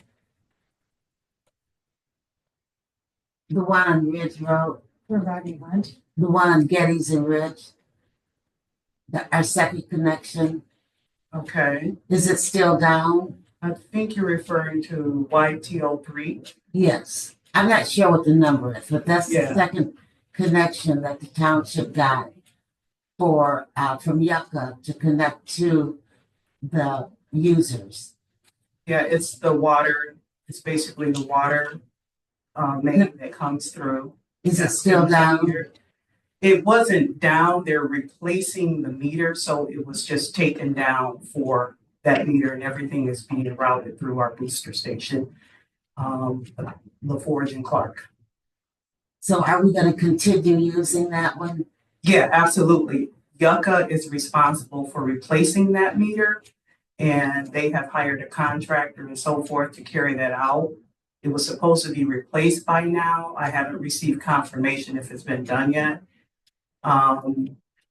So I'm just kind of waiting to hear back from them. And once we hear from them, then everything will balance and we'll go back through the YTO3. The reason why I'm asking is because that was really important to the township, for the users, when we first got that connection. That was our very second connection that we got, our water connection in the township, and that was a big deal for us. Yeah, absolutely. But like I said, Yucca, I received confirmation from the director at Yucca and a conversation with Mr. Luke Blackburn that location, there was going to be a replacement that takes place. It was actually supposed to take place by now, like I stated, but I haven't heard, when it's scheduled or when it's going to be completed. Well, we did get that. I don't think you were working with the township at the time, but No. we paid $35,000 to get access to that easement there, to that house in the corner. Okay. I don't know if you recall that or. No, I wasn't here at that time. Okay. I wasn't working for Superior. So do you know how much that's gonna cost us or? No, I was told that it was not going to cost us any money for that by Mr. Blackburn. Okay. He had told me 3 locations that were being replaced, and that's the 2 feeds that feed St. Joe's Hospital and then the YTO3. Okay. He said that would be of no cost to Superior Township. when I get corrected, can you let us know? Because I've been concerned about that ever since you reported that in December. And wondering what was going on with it, so. Yeah, absolutely. As soon as they update me, I will definitely convey that to the board. Thank you. Mhm. All set on that? Oh, thank you, Ms. Bratton. So having those two items reviewed, I'd like to see if there's a motion to receive and file the consent agenda. So, Thank you. Thank you, Ms. McKinney. We've gone through 9, which is items removed from the consent agenda. And moving to number 10, unfinished business. We don't exactly have any unfinished business, but we're looking in 11 to ratify or revisit the Garrett Space Conservation Deed Restriction Agreement. Mr. Lucas, would you be available to update us that? And then Mr. Halpert, if you want to pitch in at all? How's it going? I'm available. Yeah, you're available. Thank you. Well, is there a motion to discuss? I can just tell you, the only difference is after last month's meeting, I wanted to make sure that we included the owners of the property, because Garrett Space is a land contract purchaser of that property. So I talked to Mr. Fisher, and he agreed. And as you can see, they've already signed off on the revised document. We wanted to list everybody who had an ownership interest in the property so that they understood that they would also be in effect bound by the terms of this agreement. That's the only other change. There's no other change. Mr. Halpert, would you like to share anything? All right, we need to make a motion. I would like to move that we discuss the first 11 days. There are 2 11 days, and so we'll discuss the first 11 days. Am I correct? It's the resolution 2025. The numbering is off, yeah, so we're talking about the Garrett Space Conservation. Hi, Scott Albert with Garrett Space. We need to have a second on that. Second. Hello, thank you. Hello, I'm just here to see that the deed restriction gets approved by the board. I do have a question, which is, assuming it is approved today, whether the board wants us to continue to pursue the conservation easement, or if the board is satisfied with the deed restriction, we're happy to do either one. I don't think it's appropriate for the board to do that at this point. I think that should be a discussion that's held at a later time. Well, thank you for your flexibility on that front. I'm comfortable with the deed restriction, the way that it's been, amended, and I think that it gives the township even more coverage, considering there's no bird that take the zoning back to ag. For some reason, heaven forbid, that Garrett Space was not a project with the township. And since I got you at the mic, I know that there are some issues that are ongoing with some of the neighbors that are surrounding the property. And there are some questions about oversight of deed restriction, the same way that a conservation easement is generally checked on by a staff person with the Conservancy like every 6 months or a year. Would there be an opportunity for us to, like perhaps our building inspector, to come to the property every 6 months or a year just to check on the easement and make sure everything is good to go? Yes. Okay, thank you. And want to put one more plug in for communication with the neighbors. I think that when you communicate with folks, the goodness in us shows to one another. And a plug for them to drop from litigation. Thank you. Okay. Until then, thank you. All right. Ms. Starrow. I just wanted to say a big thank you to Mr. Halbert and his wife. They hosted me at Garrett Space for a few hours last week, and it was incredibly inspiring. So it's a really exciting project. They've got a lot of just phenomenal plans that I hadn't even seen previously that they walked me through. So just thank you so much, Scott, to you and Julie. It was a great visit, and I appreciate it. Shall we call the vote? Okay. Davish Yakine. Aye. Devereaux. Yes. Green. Aye. Lewis. Yes. McKinney. Yes. Robinson. Yes. Schwartz. Susan passes. Okay, so 11 should say 12. Under new business, the item A is it's a resolution to approve nomination to the zoning board of appeals. I think, is it planning commission? I read that. I can explain it once we get Yes. to it. Yep. Is there a motion? So I'll second. Thank you. Ms. Marco Spano, she first applied for the planning commission. She's got a long background in planning. You all should have received the resume. I see the cover letter is in the board book. Super passionate about the community, and when I said that we didn't have an immediate need in planning with the zoning board of appeals be of interest to you, she said, absolutely, I would love to participate.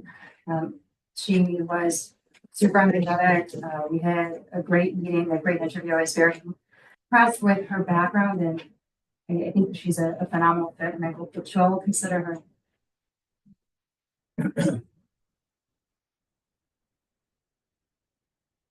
Are there any questions, or shall we call the vote? Davish Yakon, Aye. Devereaux, Aye. Green, Aye. Lewis, Yes. McKinney, Yes. Robinson, yes, Schwartz, All right, moving to 12B, resolution 2025-15, resolution to approve reappointments to the Vicksboro Design Review Committee. Support.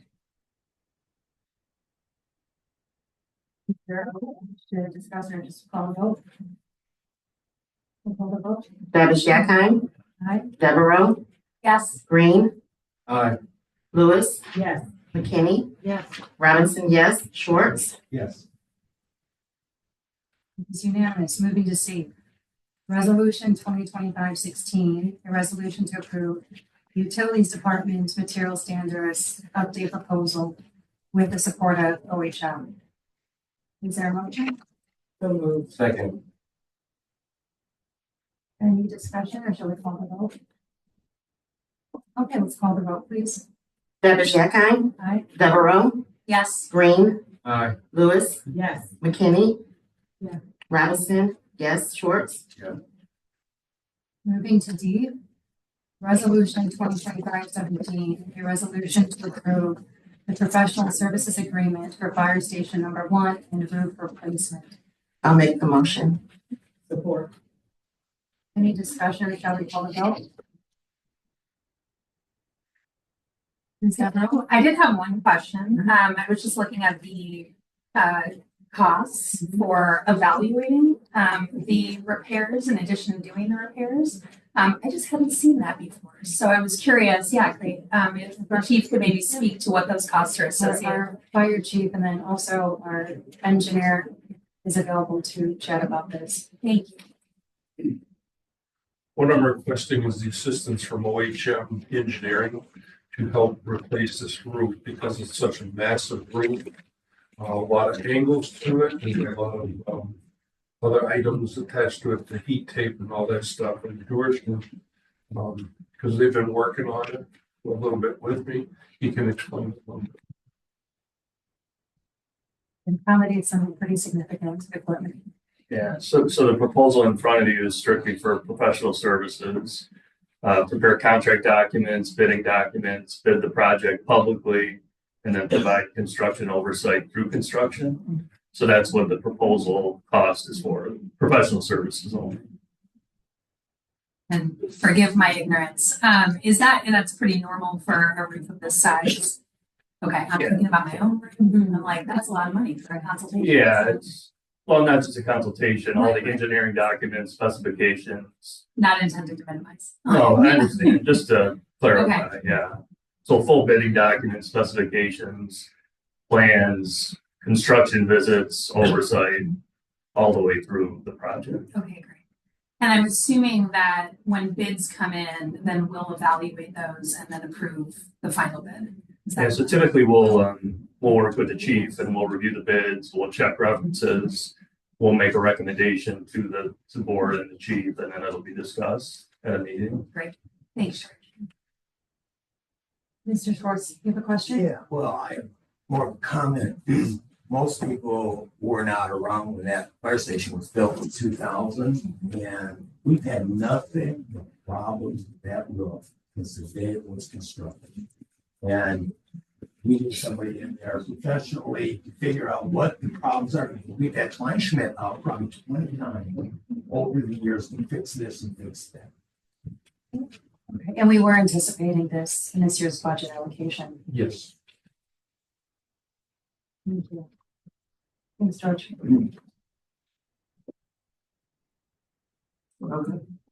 Deb- Should we call a vote? Any other questions? Okay.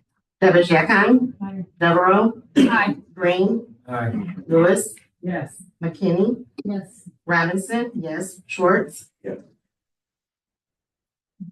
Moving to E, resolution 2025-18, resolution turning Nancy Lee's position to office accounting administrator. Is there a motion? Before we can discuss it, it has to be moved. Support. Any discussion? Yes, I have, I would like to table this until we can have an opportunity to, I'm not sure what's going on. Why, is this something you want to do, Angela, with this position? well, I want to rename it first and foremost because Nancy does a lot of other duties other than bookkeeping. All her duties are listed. I listed it in the board packet. Like she does purchasing for the township. She does human resource related type things as needed. And she deals with the grants and she deals with the majority of the general fund. So this is just renaming, there's It's no renaming money and- involved, is there? No, there's a reason. There is a raise. I wanted to give her a little bit of extra money for doing it, but it does, as in the resolution, it says in May. And if the moratorium is lifted, then I would like to see her get compensated for some of the work that she does. What is the additional? The additional work that she's doing with this job? Additional, As for the 3% increase or whatever.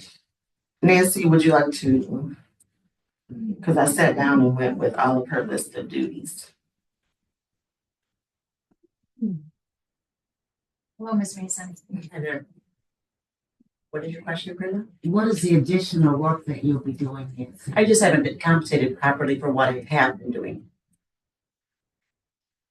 That's all it is. Because we gave you that 10%. When? What, was that a couple of years ago? No, I don't believe I've ever received 10% yet.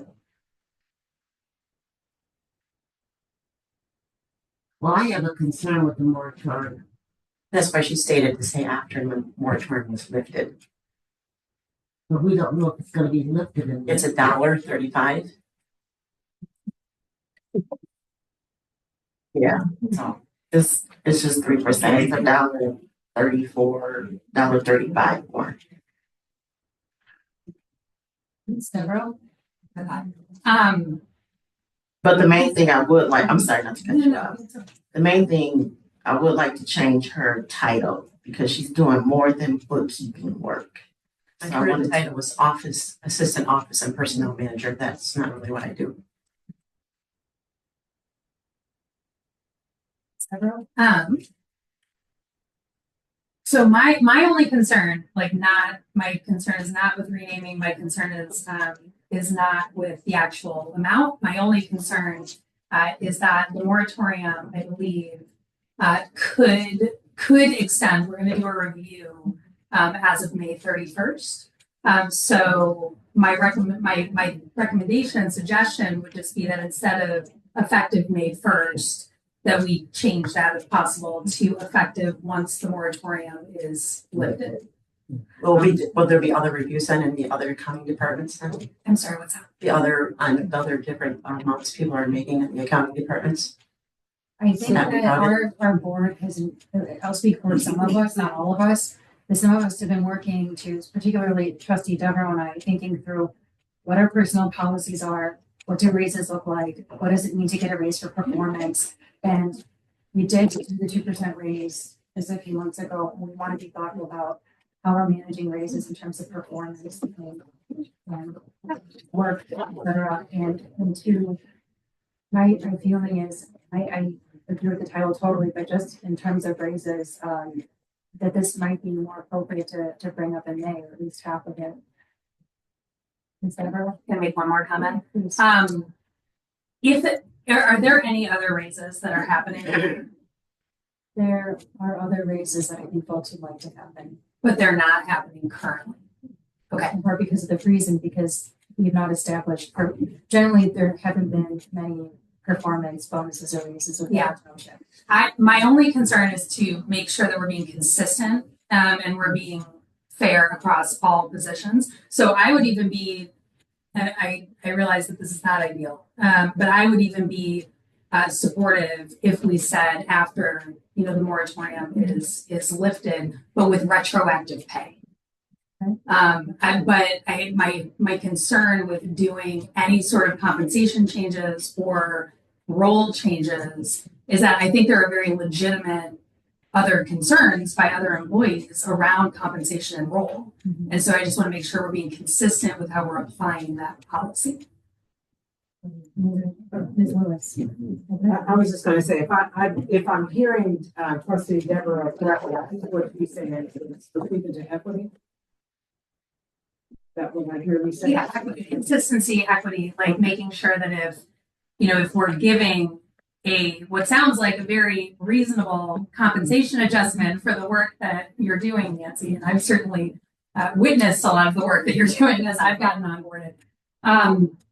I'm sure there are other folks that also, have pay adjustments or role changes that could be warranted.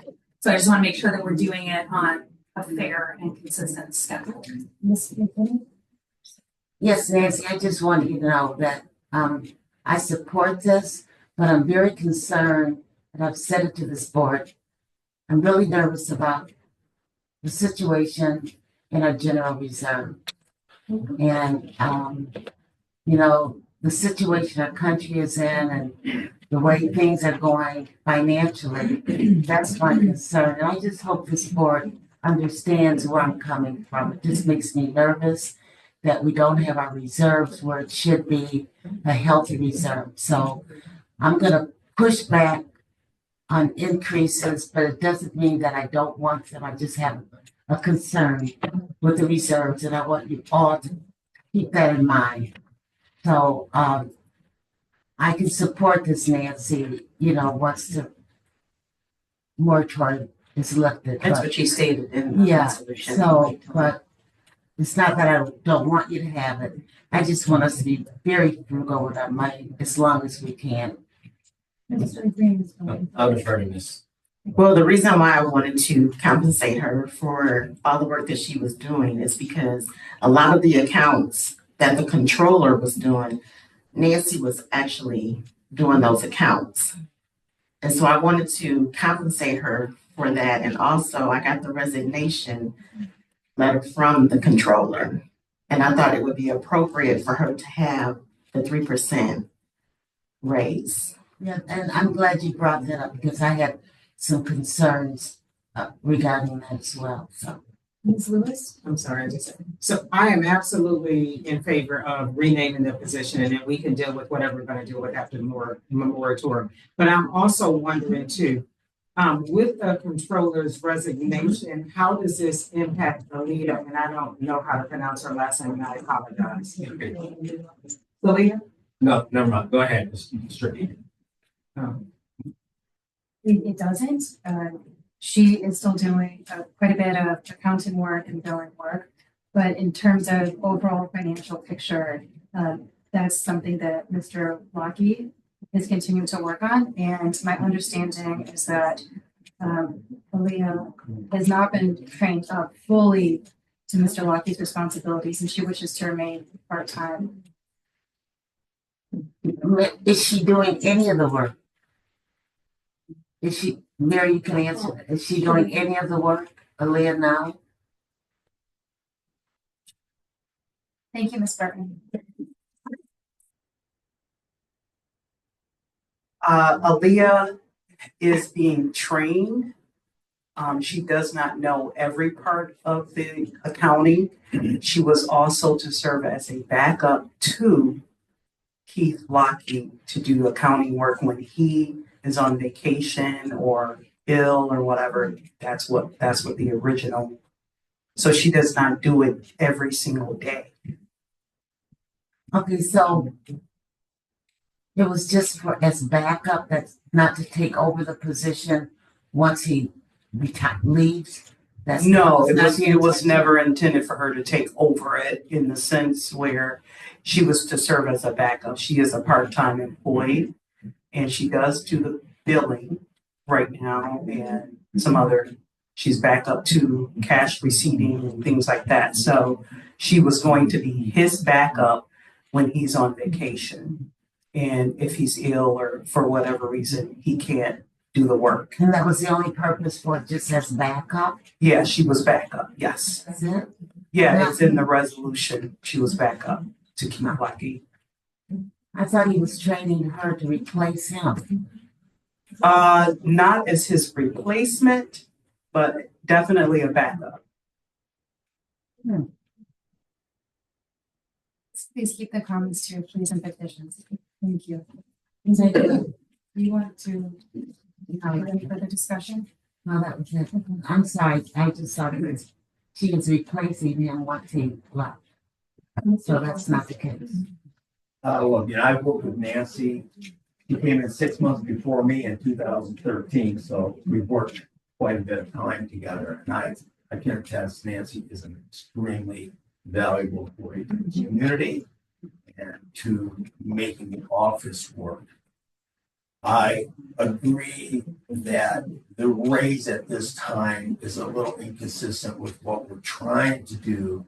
But I think with retroactivity, if that is something we can put in there, that should alleviate that issue. And I don't know if you would object to that. I have another question. I don't know if you would object to that. I'll just put in a vote or however, whatever. Ms. McKean, something else. How much of Keith's work are you doing now? I'm doing all for the government funds and I run all the checks for the utility department. And I do some. I mean, the actual work that Keith is doing is control. That's what, no. I've been doing it all along for the government funds, nothing with utilities. I do run their checks every week, all the payable checks, and I do put some into the utility department. And that's what Keith used to do?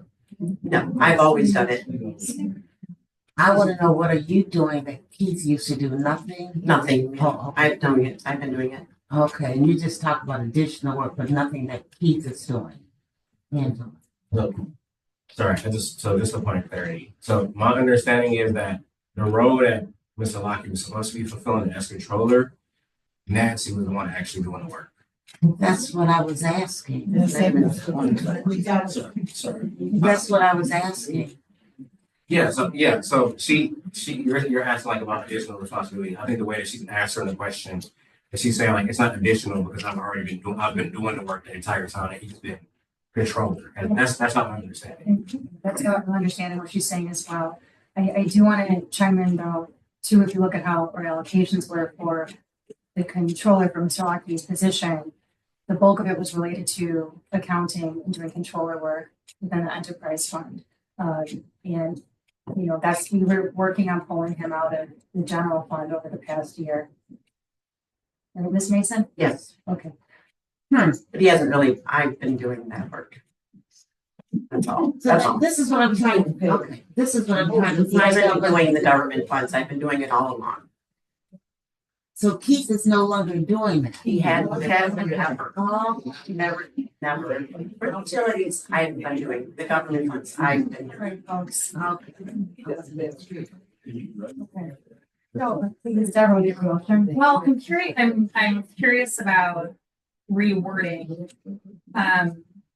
this resolution to not only make sure, because at the moment it says effective May 1st, so I want to, my recommendation would be that we say effective when the moratorium is lifted with retroactive pay. And I would say, like, I don't know why we're waiting until May 1st. If we're doing retroactive, we could do March 24th, you know, or whatever today is, March 17th. You know, but if this is the work that's being done currently, once the moratorium lifts, then that pay should be retroactive to when the resolution is passed. In my opinion, it should be immediate to the decision. Thank you. I agree. And then the other thing that I just wanted to throw in there is, and I don't know, please tell me if this is appropriate to put into, probably not this resolution, because this is specifically about Nancy Show, right? So anything related, we shouldn't. I do think that we need to do some sort of job analysis, because based on what I'm looking at, 3% is not enough. Yeah. Like, so, I mean, I do think we need to like take a look at the responsibilities across all roles with financial oversight and determine, you know, what are the actual responsibilities, what are the desired responsibilities, what are the skills, what are the gaps, and then what is the compensation benchmark. Yeah, sorry, I hear you. No, I did say in number 6 of the resolution that the final adjustment to Nancy Mason's rate of pay will be reevaluated. Right. So that is on there. I'm sorry, I keep getting stuck on the date, so maybe we So can. we can take the date out. Or we can put that we'll Put March. reevaluate it, Right. you know, when the moratorium lifts. Just a quick question, sorry. So, Madam Supervisor, whether you say into it, Deborah, HR policies. Is there a timeline or that is that where we can expect to see those updated policies? Several. I know you're excited. Yeah, I am. So I took a shot at doing a V1, you know, just first draft rewrite of the personnel manual. And it needs to be looked at. It needs to be looked at by a legal consultant. We can determine whether we want to have, you know, an HR consultant look at it other than me. So I've been in HR for over 20 years at this point. But I realize that it's good to have a third party look at those types of things that's not involved. So I took a shot at doing a rewrite, and then I took another pass at doing a standalone hiring policy that was inspired by a lot of the hiring issues that we've had over the last several months. So both in terms of the billing specialist, but also that the new hiring policy ideally will include information or a process about how to handle appointments to boards and commissions as well, to ensure that it's a consistent process across all hiring, staff and otherwise. I've submitted all of those. I only submitted them last week, so there needs to be a review before we bring it to the board for review. Yeah, we took a big chunk of time, and I thank Sarah for all of the effort that she's put into this. We need to get some legal eyes on this, but my hope is that we'll have it before you all for next month. So are we changing some of the language in the resolution? If we are, then Where it did that should be a land? friendly amendment, and then who moved it? I'm not sure this is moved yet. You moved, you'd have to And that agree would that be- was that would friendly. be- wording. It was, Friendly amendment. Lisa moved it and Brenda supported it. yes, right. Are you guys okay with the amendment? Okay. Should we read the amendment? Yeah, let's, can you read the amendment for us? I have. Yeah.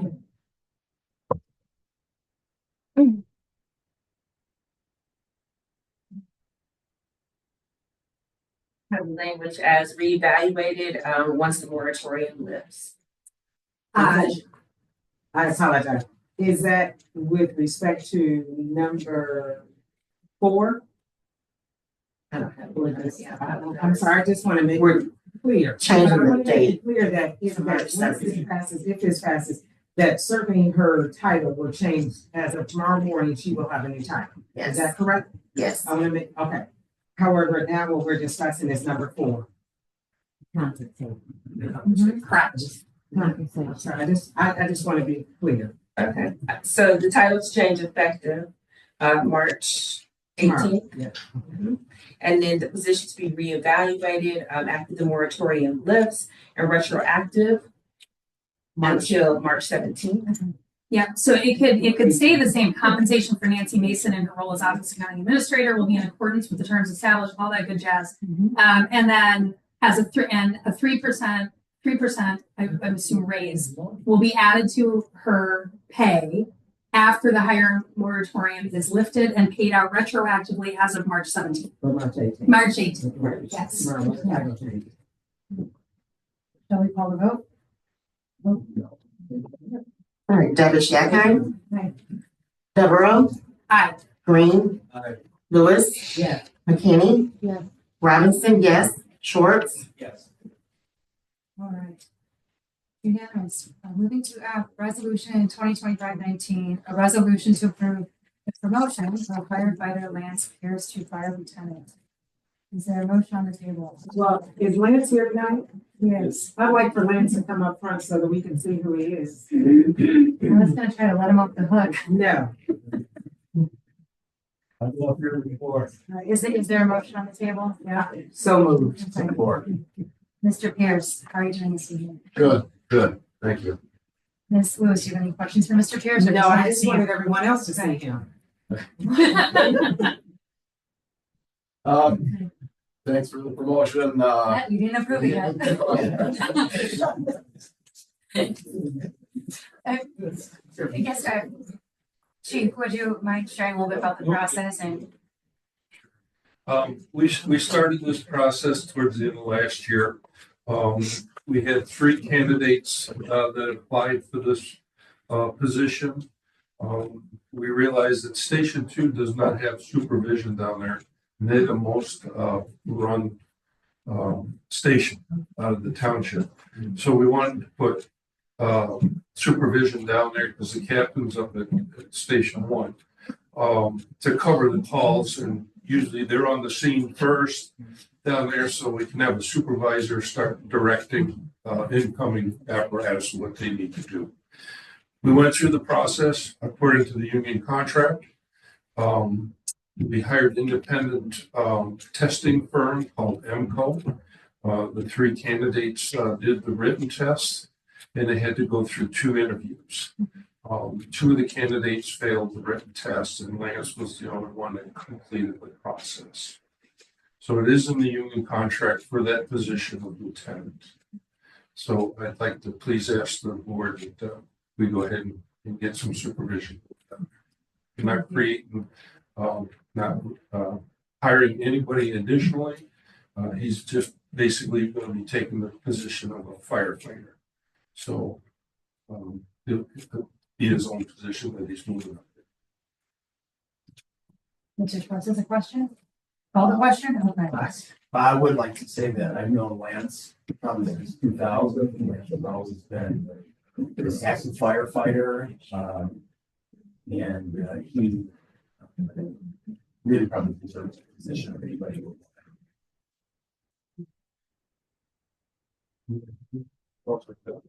Thank you. Call the vote, please. Or Ms. Deborah was a question. I just want to make one clarification, just because we have a lot of hiring and changes of roles and things happening tonight. So in reference to the hiring moratorium, just for anyone who may not have been aware, fire and law are excluded. So that's why we are having a different conversation around this position. Thank you. Thank you. Thank you, Captain Prime. Thank you, Mr. Pierce. All right, let's call the vote. Davish Yakine. Aye. Devereaux. Aye. Green. Aye. Lewis. Yes. McKinney. Yes. Robinson, yes. Schwartz. Moving to G, ordinance number 169, Article 3, very specifically relating to sewer service, and this is a first reading. The folks over at Yucca, I'm sorry, is there a motion on the table? So moved. If you could please have quiet in the audience, I'd appreciate it. Thank you. So moved. All right, is there a want for background discussion on this? Are we going to call the vote or? Should I second it? Well, good, second. Right. I would say one thing, this is the pre-treatment for industrial waste, which Yucca creates that, this ordinance through EPA and NDPS, and, you know, we don't, it applies to us, we don't have a lot of industrial waste in there, but we need it in our ordinance. So we work directly with the Director of Compliance at Yucca, our attorney, Fred Lucas, engaged with them directly, and I'm so glad that we did, because this was mandated for all the different contract partners, with Yucca to update their ordinances, and it's really quite technical, you'll see. And thankfully, they had an in-depth, couple working sessions, so where other boards on our community, some of them adopt them a little bit prematurely and had to go back and do a repeat, but we should be in good shape. The Director of Compliance has already signed off on this. I want to thank Mr. Lucas for working so closely with them. If there's nothing else, can we call the vote? Okay. Dabish Akine. Aye. Devereaux. Aye. Green. Aye. Lewis. Yes. McKinney. Robinson. Yes. Schwartz. And, right, H, a motion to approve of posting for the zoning administrator and clerk position. Is there a motion on the table?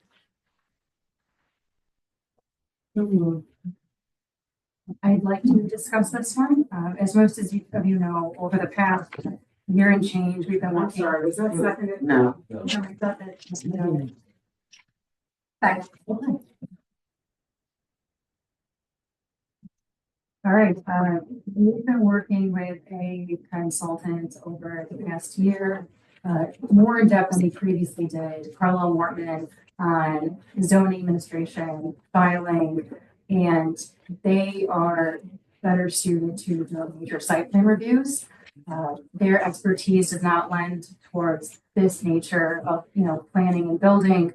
And one of the first things that they spoke to me about while coming into this role is that we really needed to, have this position filled. So we worked together on creating the position that you see. It is about 20 hours a week, and you will find that it would end up in significant cost savings rather than hiring a consultant that is, better suited or is reviewing a project like Hyundai or a major multifamily dwelling project. So with that, I'm simply asking that we post this, and then upon reviewing the moratorium, simply want to collect resumes and be ready to roll if you decide to let the moratorium in May. Ms. McKinney? Would this replace sign? It would replace part of Diane's responsibilities, and Diane is very much in favor of this. How much money will we save? How much money will we save, do you know? Maybe thousands of dollars, a couple grand a month. Yeah. Thank you. Mr. Green? Yes, thank you. I just wanted to clarify, you said you just wanted to post the position. Yeah, I just When, if the moratorium was to be lifted, you would have resumes and stuff on file. Absolutely, that's the hope. I'm just asking for permission to post it. Yeah, we need a roll call vote. Probably just all in favor? No. Any opposed? Okay.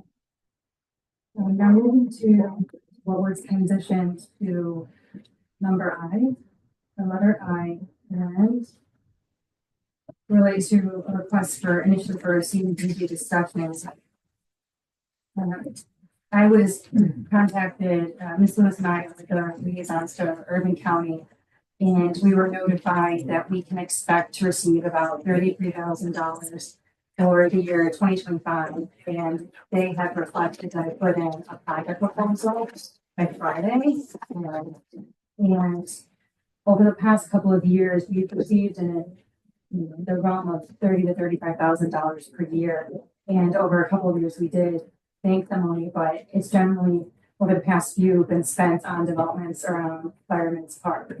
And the spirit of consistency and seeing what the community uses are around Fireman's Park, and also some of our, emergency service uses, the drive and where the public parking is in terrible shape.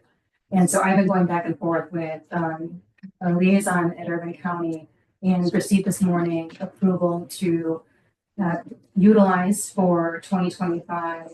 What we can expect is our appropriation from these federal funds, and that would include working, we anticipate, with OHM on design review and engineering, and then with any leftover funds, be able to implement towards paving. And two, because I learned that we have been banking the past couple of years, and it turns out that some of the things that we were doing may not have gone through the proper process. We may have an additional $30,000 that we can spend down towards paving and drive improvements. So, Yes, Ms. McKinney? so we're gonna get $32,000. Approximately. Yep. Now we're gonna pay to have it designed and we're gonna pay that out of the 32. So what's left, we're gonna use for the project. Yes, and I expect that we'd have about another 30 more to use on it from CDBG funding that's already banked. I wonder what a too much on charities. That always concerns me because like we'll get a pot of money. And then most of it is used for designing and engineering. And then there's nothing left really for the project. And that always is valid. So I understand your point, absolutely. And when I spoke to our point person at Urban County with the county's economic development arm, she did share that since this is federal funding, the regulations are extremely tight around it. And so there does have to be a very formal design and engineering process. And there also need to be environmental clearances in order to begin drawing down any money. yeah, I know that it's just, Yeah. there's never anything left for the project after you pay the consultant. That's always an issue for me. There's never money. If what's his name? George, is he here? George, I mean, George on the spot. There you are, George. That's always bothers me, George, because there's never any money left for the project after we Yeah. pay you folks. Well, I think we need to do a quick estimate for you, the project costs. And then you can obviously keep banking the funds too, to generate enough, money to build the project. So, it could be something where you engineer it now and you are able to build it later also. But I don't think you have an estimate yet to even know what the budget is. So we can try to put that together quickly for you. You did contact Claire, who works with George to get the ball rolling. So she's anticipating a quick turnaround if it gets approval. So we can break out all the costs for you so you see, the engineering, bidding, construction costs, and you can see it all. Okay, can you save some for the project? I'd love to. Sarah, Ms. Devereaux? Hi. So just a quick thought. I know that the process is moving really quickly and sometimes, there's not always thorough communication when that happens. Given we have significant expansion efforts that are starting to get underway at Clay Hill. And it'd be great if we could consult with Clay Hill and just make sure that if they have any equipment requirements, since we're paving, there might be something that could help them that's involved in this project, because I know they're moving stuff around down there a lot. Good idea. Yeah. Thank you. Just to be on that point, I did recently become aware that Mr. Collins, his funds are currently frozen because of what's happening with the federal government. So I think that would be an opportunity to assist them if possible. Ms. McKinney? Well, can I ask him a question? Is that going to interfere with that grant he applied for? My understanding is that that's all frozen. Well, The grant is frozen So- or everything? the one that he came in. Yeah, the from- one that he came for, like my understanding, and I'm not the I'm not the grantor, but my understanding is that all of that is currently like frozen. We have to talk to him more to get more understanding, but It was a revenue share. we should probably call. Because we extended that, what, 4 years or something? 5 years with the USDA revenue share, being approved, and we gave them until August. Okay, all right, is that group okay calling the vote? Okay. Davish Yakon, Devereaux, Yes. Green, All right. Lewis, Yeah. Kenny, Oh, Robinson, yes, Schwartz, So I don't have the HR one that you described, I'm not sure what it is. would you mind reading the resolution title? Do we need to leave it in the hand? Road and Board. Oh, we're still under new business. Sorry. That's okay. Sorry. Go for it.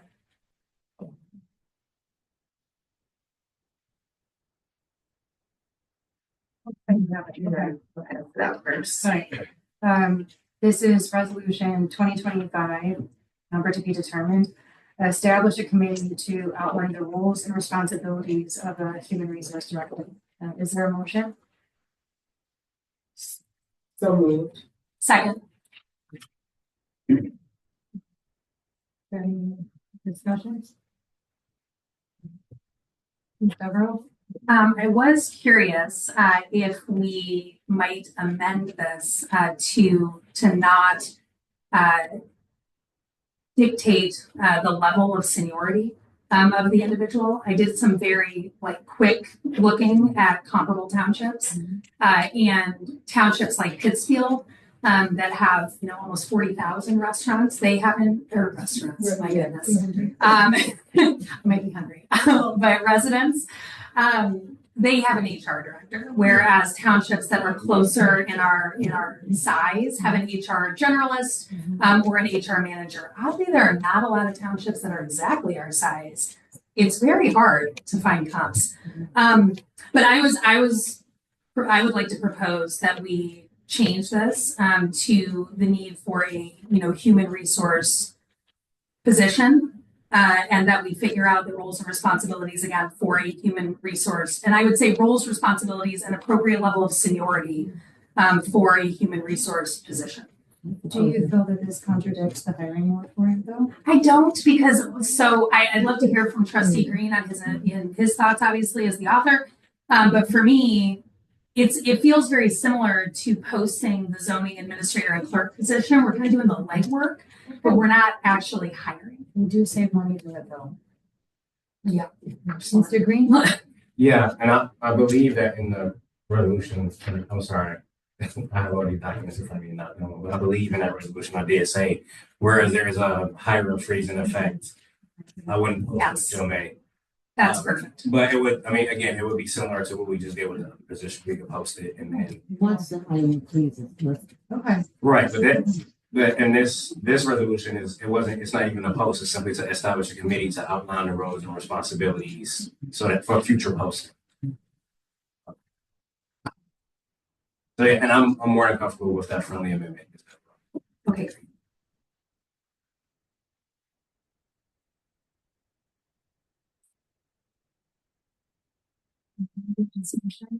Questions?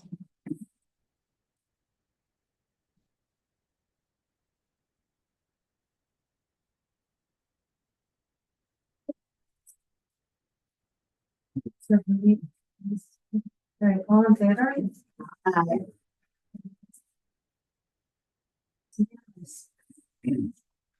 Okay, moving to. Plus pay. Was for Mr. Lockley? Yes. Okay. This is resolution. The number again shortly. 522. Okay. Termination of employment activities from the controller.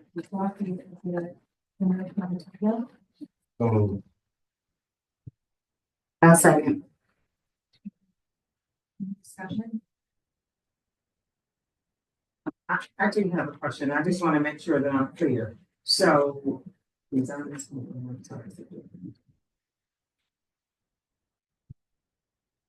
Okay, so if we're saying that all of his activities were supposed to end on March 15th, which was Saturday, if he worked today, does that mean that he would not be compensated for that? Just asking. And I guess my other question is, who would then assume the responsibilities of what he is currently doing in the utilities building? Because I've heard, I did hear Mr. Hardy, and I think I quoted him correctly. He said Aaliyah can do the job, but then I heard later that Aaliyah is not completely trained to do the job. So my question is that also going to be something that's going to be shifted to Nancy? Are we going to lose her down here? She has to go down to the utilities department to do work down here as well? I'm just asking because I'm sorry, but I don't. I'm sorry. I just think that's a little too much to put on Nancy, and maybe I'm speaking for Nancy, and she may not have a problem with that. But then if we're only looking at giving her a 3% raise, I don't think that would be appropriate. In addition to that, I want to flag that if the argument is that we're already down one position there, then how would we manage to be down two? Ms. McKinney? And I'm glad you asked that question. That's why I was asking, according to this resolution, is Nancy doing any of the work? Because I'm very confused. That's why I asked that question. Ms. Nancy said that she wasn't. She does And not. then I asked Mary about Aaliyah, and she said that Aaliyah's just doing backup. Sure. So I think all those are valid concerns. I think my concern is that he resigned and his board accepted his resignation. I understand that that puts the township in a bad position. I'm not unsympathetic to that. He resigned. His board accepted his resignation. Mr. Green, as we discussed last month, he resigned as controller. Right. He has been maintaining the accounting responsibilities in the utility department as well as the controller responsibilities for over 11 years. Okay, so the resolution I read, He's paid two different funds. he's paid out of two different funds the same rate. He's paid out of two different funds the same rate. And if I may, I have done research on controllers at organizations significantly smaller than ours. You know, if we were looking for someone who is not taking on benefits, who is part-time, who would be paid at least $150 an hour for anybody who is decent. And if you go into looking at what accountants pay and are paid for, considering again that he is part-time, that he has been with our organization for a significant amount of time, he does not receive benefits. The 70, once you comp for the salaries, benefits, et cetera, will take him down closer to $40-some an hour. Sure. I think that we have underpaid him as a controller, and I think that his fair pay as an accountant is what we're seeing presently. Sure, I understand all of that. He resigned the position of controller as established, resolution 2016-14, August 15, 2016. He could be doing the jobs. I'm looking at what was established in the resolution when he was rehired after his retirement on May 31st, 2016. Okay. Those duties, the utility duties, were included in his role as controller. So I guess now, is this board comfortable setting the precedent that you can quit a job, get the job back, pick the responsibilities that you want to do, and then be rehired to that position? Is that what I'm understanding? Ms. McKinney? No, I'm not understanding. I have a question for Mary. I'm sorry, Mary.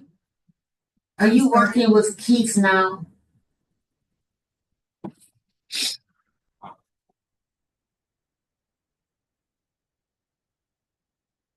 Absolutely. Okay. Homework, yes, he does the day-to-day accounting for utilities. Do you agree that the department is very busy right now, correct? Yes, because we're down, by a full-time position, and we have a part-time person that is fulfilling a lot of that. So yeah, definitely, we do have a lot. And you're communicating with him, and whenever it's needed, we communicate. Absolutely, that's what we've always done when he was controller. And he did the accounting for utilities, so nothing has changed as far as that. And David, your concern is that he's receiving the same salary. He's currently receiving the same salary, I understand, yeah. I think that you're not as concerned about that, but rather you are concerned or uncomfortable with the fact that he was taking on two sets of responsibilities. If this was something that's been going on historically. Okay, but that was under the role of controller. I guess I'm just going, if he resigned the role of controller, he resigned. I don't understand. Why does that not be taken into consideration? I'm sorry. I think Trustee Green is saying that he was hired as controller, but he resigned as controller. Was he hired as an accountant for the utilities department? Like, are those two different positions? So my opinion, from an HR standpoint, is that this is really messy. And there's two things that are problematic here. So you've got one job title that is being paid out of two funds, which would indicate one job title indicates one job, two funds indicates two jobs. And then the third thing that we have is a similar pay rate for both the general fund responsibilities and the utility department responsibilities without a without a different job description. So it is messy.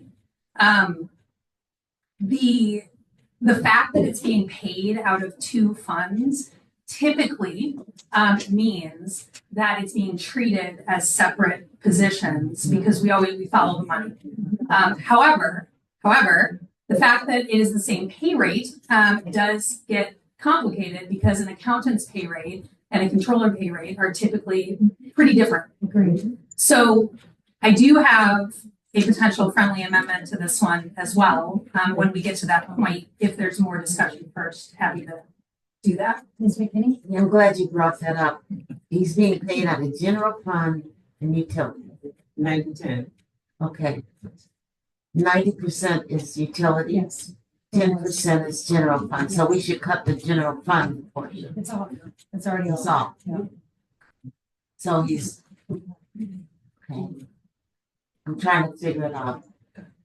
Mr. Schwartz? I feel that the resolution is without any due diligence. It needs to really be thought through. Can do it over the next month, but it's just a herky-jerky decision we'll be making without really thinking through the consequences of what this means. And so I will be voting. And I would say too, if I may, I'm sorry, I am more concerned about the consequences in the utility department. Because Mary is already down one employee, and if she says, and I am very confident that Aaliyah can do the job. I don't have any, that's not my concern. But if she's going to be doing more work, then should she also be compensated? And Aaliyah, she just got. But I'm please let me finish. I'm just saying, if she is going to be doing more work, then shouldn't she, one, be compensated?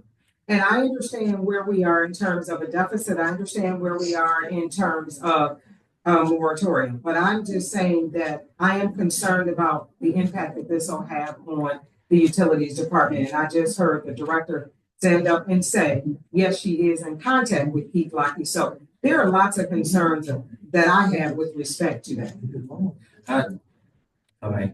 I don't want to be dismissive of what anybody. I think all the concerns are being presented are valid. And I think there are several options or several issues here. So one, we cut a position without understanding the impact it would have on utility department. And then to follow up,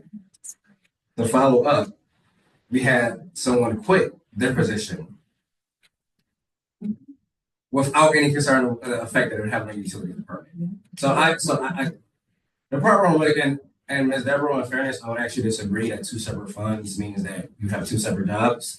Right. It doesn't necessarily mean that, but it is an indicator, and there's just a lot of messy indicators. So sure. So I mean, I work for the University of Michigan, so I get paid out of two separate funds because I'm a project manager. If I quit my project manager role, I don't get to say, "Oh, I want to stay on the NIH grant and not on the USDA grant." Like that's so that could just be a difference in interpretation there. Okay. So then now I have a third concern because this to me feels very different how we're treating this position, a person that quit their job, versus the other position of an specialist and residential liaison position, which we terminated. So We never hired it. There's a difference. We never terminated it because we never hired it. okay, all right, we eliminated whatever semantics we want to use. And we're acknowledging that because we eliminated that position, that means that Mary is already down a position that was typically there, right? Okay, we're acknowledging it. That employee is willing to return to that position. That would mean that that position can be filled and alleviate the burden on utilities. Treasurer Lewis has stated that she has confidence in Ms. Aaliyah Strickey's ability to take on the role of utilities and county. So that is a way to fulfill it. What I was doing was repeating what I heard is that Aaliyah is very capable of doing the job, but I also heard that she only works part-time. And that's okay. But the other concern though is that she has not been fully trained. So there are a couple of concerns that I have, and my concern is that what burden does that place on Mary Burton and her department? Ms. Burton, would you be willing to speak to this? I'm sorry. I think she already did. We've been calling her up a lot tonight. Yeah, we have. She's a busy lady today. Mr. Schwartz? Yes, as far as Aaliyah goes, we gave Aaliyah a $6 an hour raise in September of 2023 for the sole purpose of being trained. And that's been a year and a half. So who's responsible for training? Me. Okay, so what happened? Good question. But we're trying to save it though. Maybe Mary can tell us. Mary, would you like to chime in? What questions do you have regarding? I guess about Aaliyah's training. That Managing it.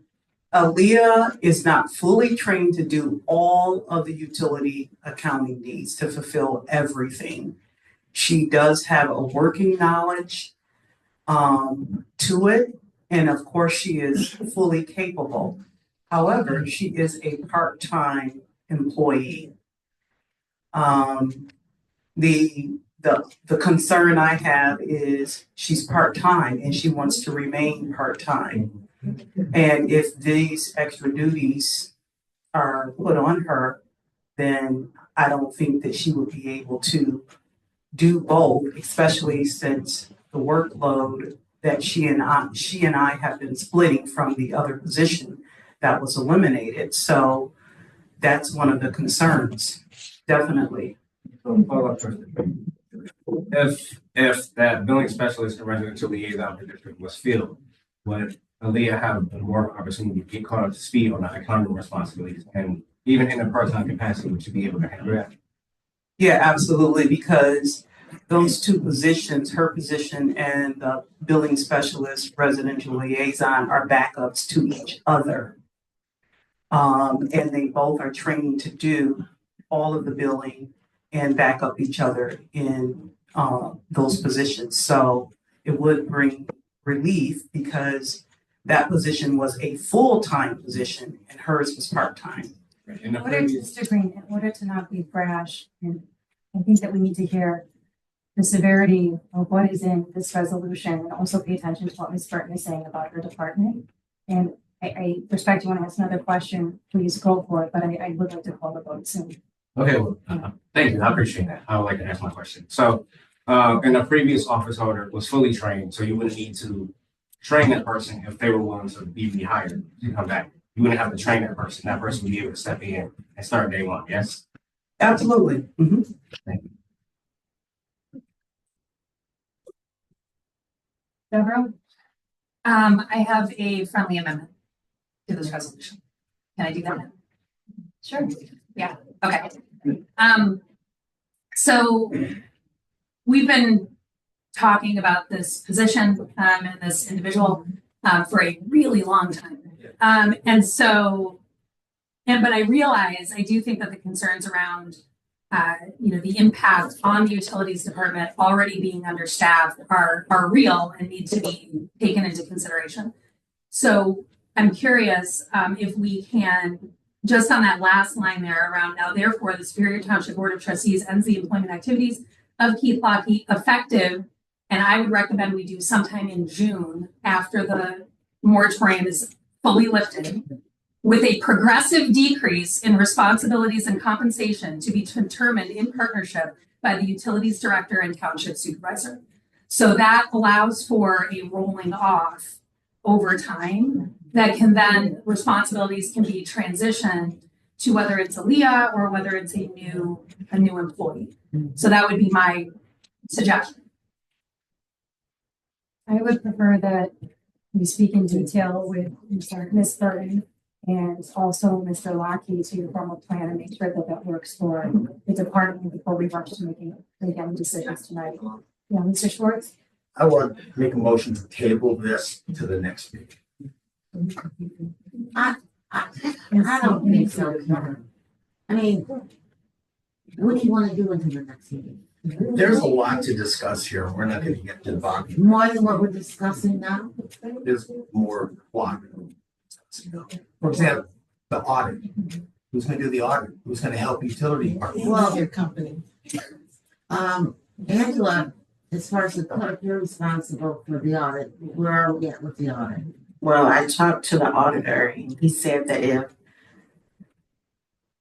Keith had resigned, that they could still do the audit, and Nancy could answer questions. Or they could, and then also Mary said that she would be able to, come up with the answers if they had any concerns about which department. So the auditor's really comfortable with that? That's what he told me at the time, because I did talk to him about.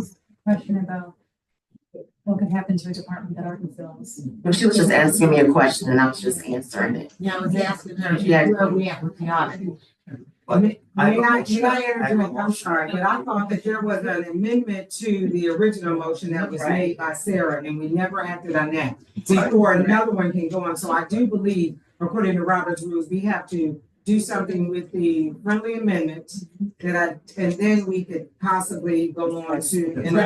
That's why I was asking that question, It's Lisa, so, to the next meeting. No. So we'll draft them. no, Ken asked if we could table it. And the reason why, and I asked Angela where we were with the audit, which has to do with Sarah's amendment. Correct. So that will determine whether I support her or not, determining whatever Angela says. Okay, that's what, I understand that. so you answer my question. Yeah, so before we get to the question of tabling, we have to. We need We need to, to- he offered a friendly amendment Right. to his resolution, and we had. That's why I withdraw my motion. I I'll just. don't want to table it.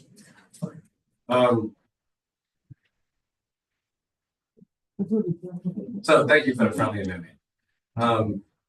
Again, I'm sympathetic to the concerns that this would place on the utility department. I'm well aware. And I think your friendly amendment is reasonable. I think my concern is that the current office holder has resigned 5 times. 5 times. It's like, at what point is there some accountability for that? So while I think the resolution, the amendment is reasonable, I can't support it. Am I allowed to ask? Yeah, go ahead. Actually, Thank you. I'm sorry. No, you're Sorry, great. I'm sorry. You're great. My only worry is about the impact to the utilities department while we're trying to figure out all the rest of the stuff. Sure. So I don't know if we can just ask Mary, we've asked her up here 1,000 times, like if we can ask Mary what her comfort level is, with terminating Keith's employment faster. I'm also uncomfortable putting her on the spot tonight. Yes. I don't support the resolution in front of us. And I think that it would be brash to try to wean somebody off the department at a board meeting. This, in my opinion, this needs to be a deeper dive into this issue before we make a decision. Because my understanding is that when Keith left tomorrow, I think that Mary would be holding a big bag down there of accounting stuff that she needs help with, So. Can we call the vote on the resolution as it is? Sure. Davish Yakine? Wait, what is, No, oh, I'm sorry. Read the motion, what are we voting? Read the motion, Nathan. The motion is to terminate employment activities from former controller Keith Lackey.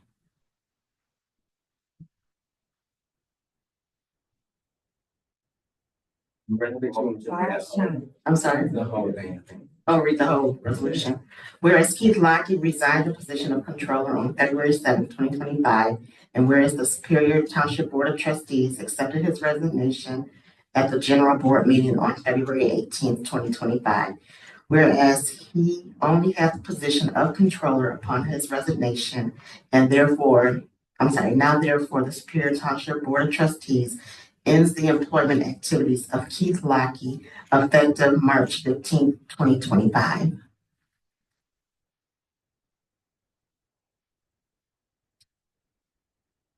Babish Yakine? No. Sarah Devereaux?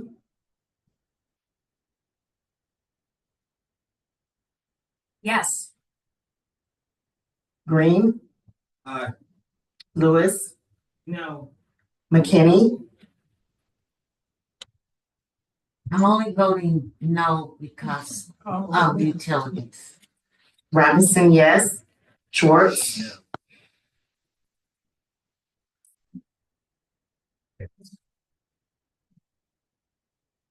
Next resolution is related to. With the number. Oh, it would be L. 2025-23. Yes. Okay, resolution 2025-23, rehiring Landon Smith to the position of building specialist and residential liaison. Is there a motion? So moved. I'll second.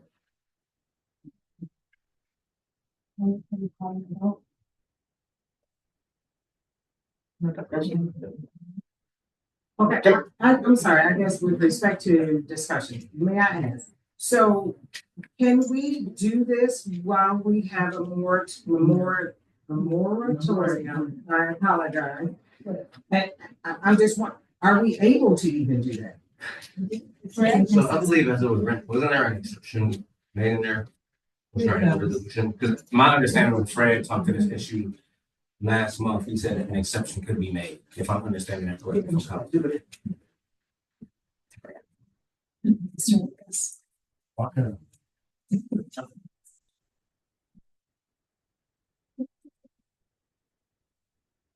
You guys have the authority to do whatever you determine you need to do. If you decide that you want to make an exception, you have the authority to do that. So, yes. I'm sorry, so if we do that, then Nancy's salary needs to begin tomorrow. It doesn't need. Yes, it does. Lisa, I'm sorry, but we. Lisa, I'm not saying it should. Okay. I'm saying it doesn't have to. Have to, okay. That's all I'm saying. I don't make policy decisions. I'm just telling you that you can make exceptions. Whether you should or shouldn't, that's for you guys to decide. And then that means that we can also then look to hiring our zoning person as well as look to hiring our HR person. Absolutely. We can hire everybody. I think I'm getting confused. Maybe it's just late. Can I make a, There's no moratorium. so can I make a point? This position was posted before that hiring freeze, that moratorium went into effect. It was posted before that moratorium went into effect. He interviewed for the position. He was hired for the position. Now, excuse me.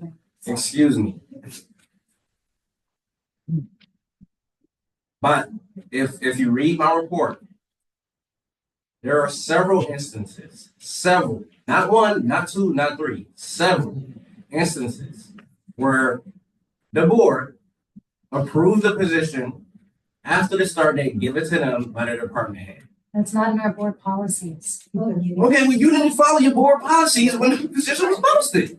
How are you gonna hold an employee accountable for something that the board failed to hold into practice? How are you gonna do that?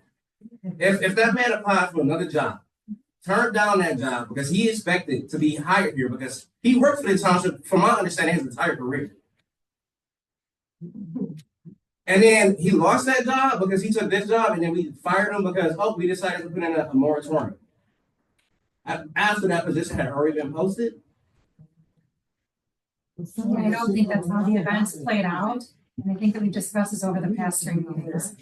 Ms. Devereaux? Okay. We have been sitting here, for 2 hours and 48 minutes. This is a really important topic. I think we should take a quick break. Bio break, like refill your waters, whatever, but I think we should take a second before we continue to discuss this item. Is that okay since it's on the table or no? I think that we should proceed.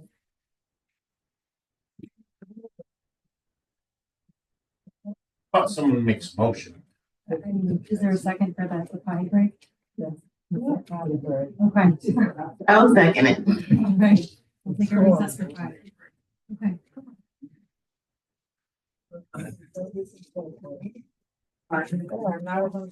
We don't talk about the potty.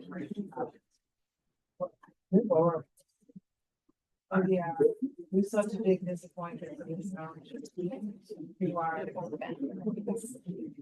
I'll be right here. Your work, that's so really cool. No, you're good. I'm good. Let me hear. I know. Thank you. I think the main thing we had to watch was when Nancy was here. Nancy said something. Make sure you watch it. Yeah.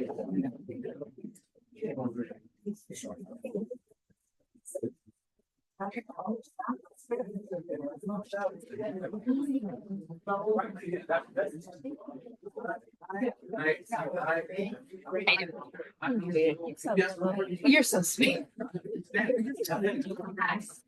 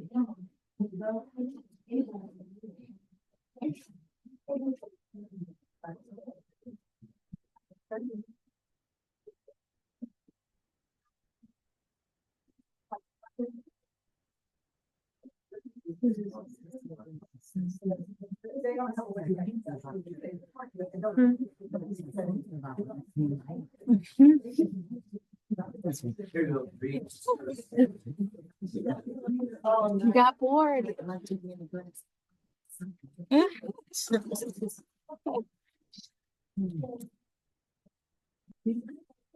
What'd you say?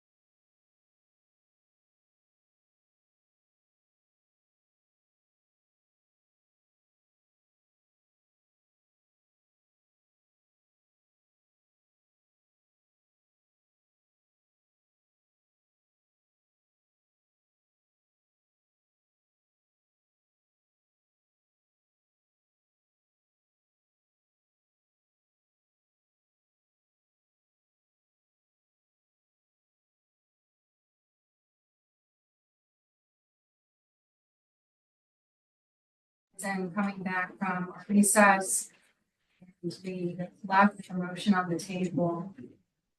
Is there any further discussion? Is this group comfortable taking a vote? Okay. Very well. Sarah?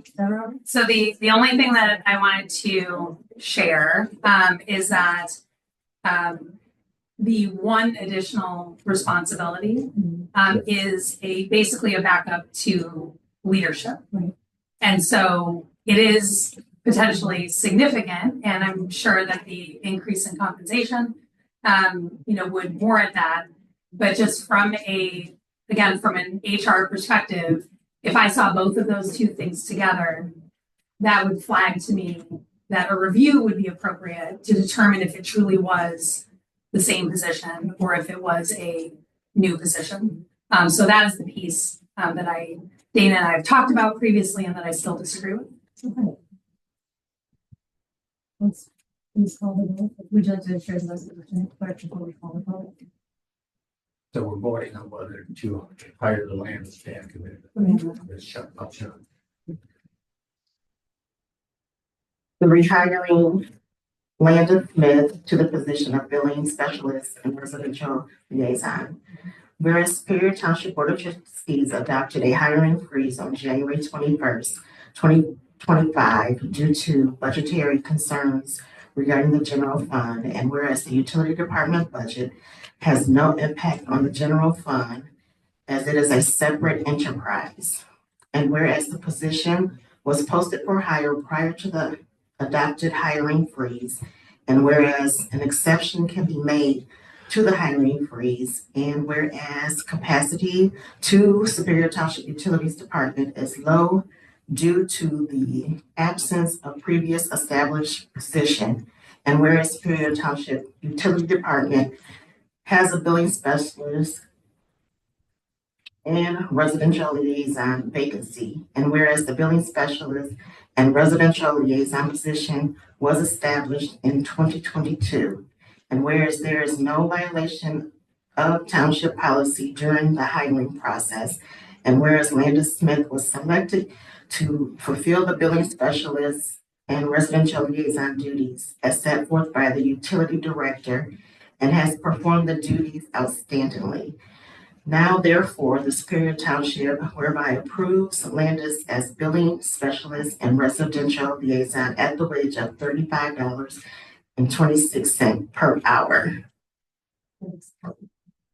I'm sorry, $35.36 per hour.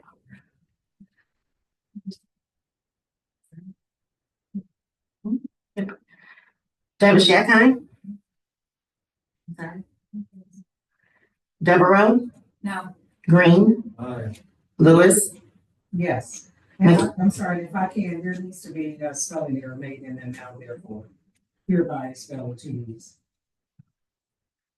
Brenda McKinney? No. Angela Robinson, yes. Ken Schwartz?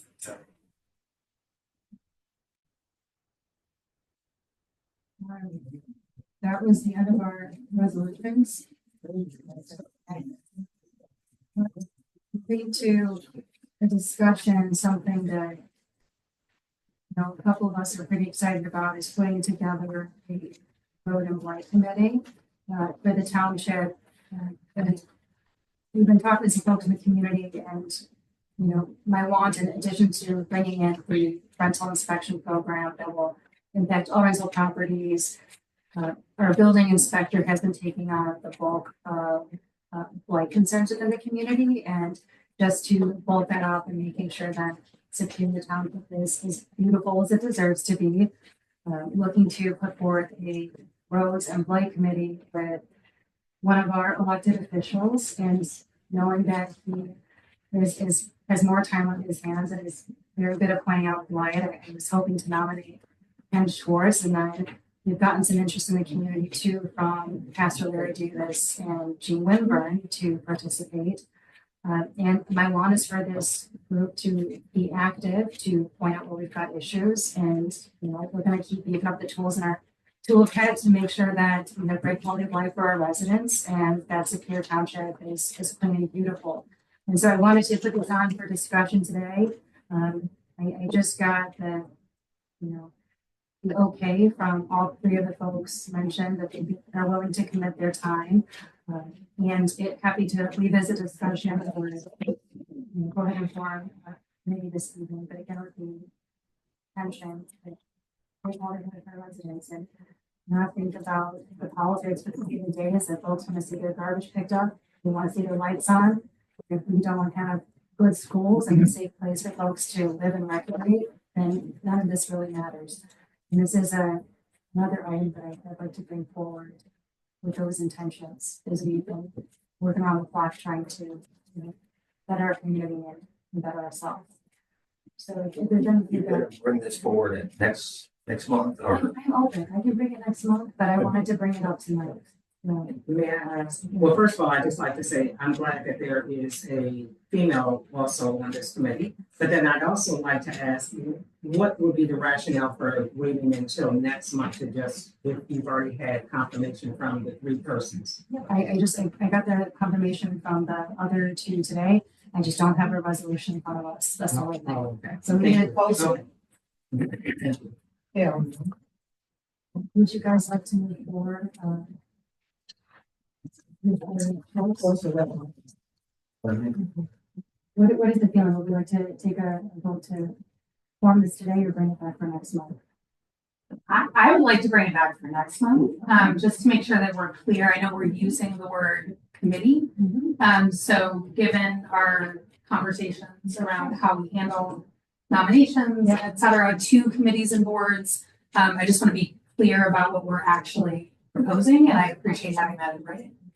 And we're mostly working on commissions and boards that are, statutory or required by state law. This is something that's a little bit more voluntary, flexible, no stipends associated with it. I think agree that that it's out. rushed. Yeah, it would be, and I love this, like roadside cleanup is something I'm very passionate about. I want to see that event that happened last year, happen again. But I like it to be a little bit more clear what we're voting on. Ms. McKinney? This is just a committee for a couple hours. It's not like, like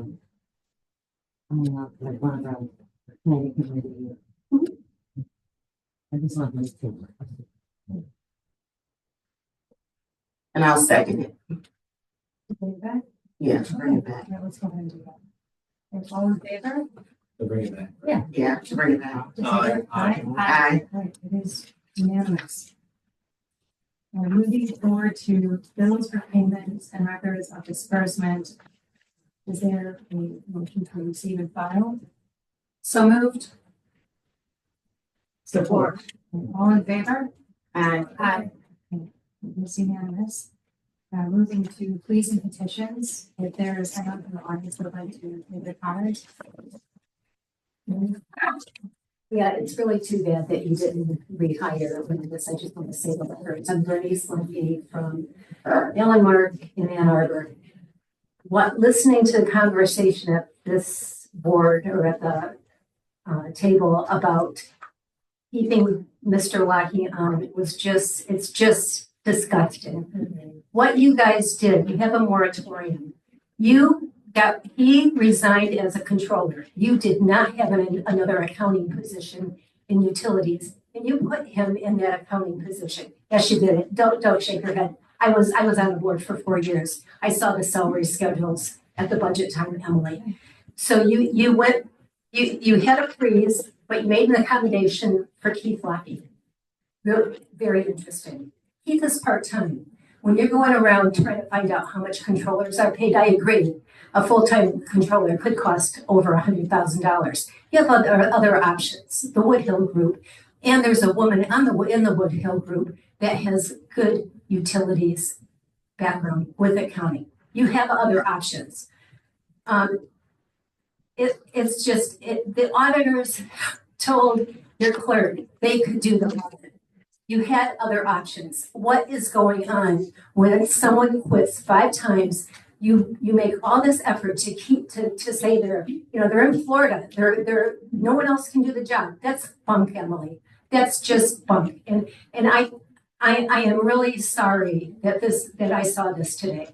It's very shameful. You raised Keith up and you knock someone else in our community down. Black man. I am really disgusted by what I saw today. Another black person.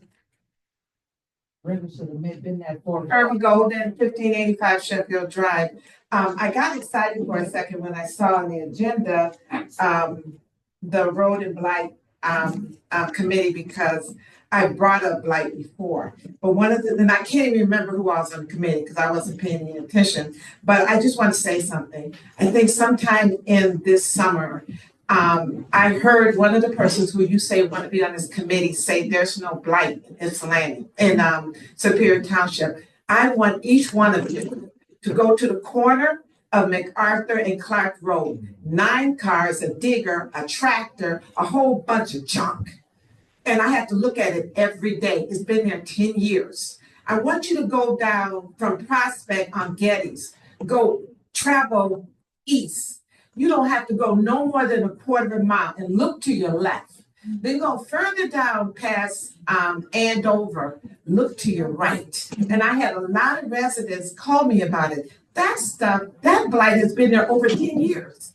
If you care, if you really wanted to do something about it, you have a person that makes nearly $100,000 a year. I asked him, it was Bill Bombs. I asked him, he could issue a ticket. And then if they don't do anything, you take them to court. I know that you're contracting with an attorney, with a law firm. If you care, you'll get people on there who care. I don't want to be on it. I just don't. But get somebody on there who believes there's blight. Drive down MacArthur, I forgot about this, right before you get to Glendale, look to your left, look to your right. If any of you drove down there, if you care. Many of you live near in the neighborhood, but do you drive on that side? And do you try to do anything about it? I am so tired of seeing it. And I'm talking every last one of them over 10 years.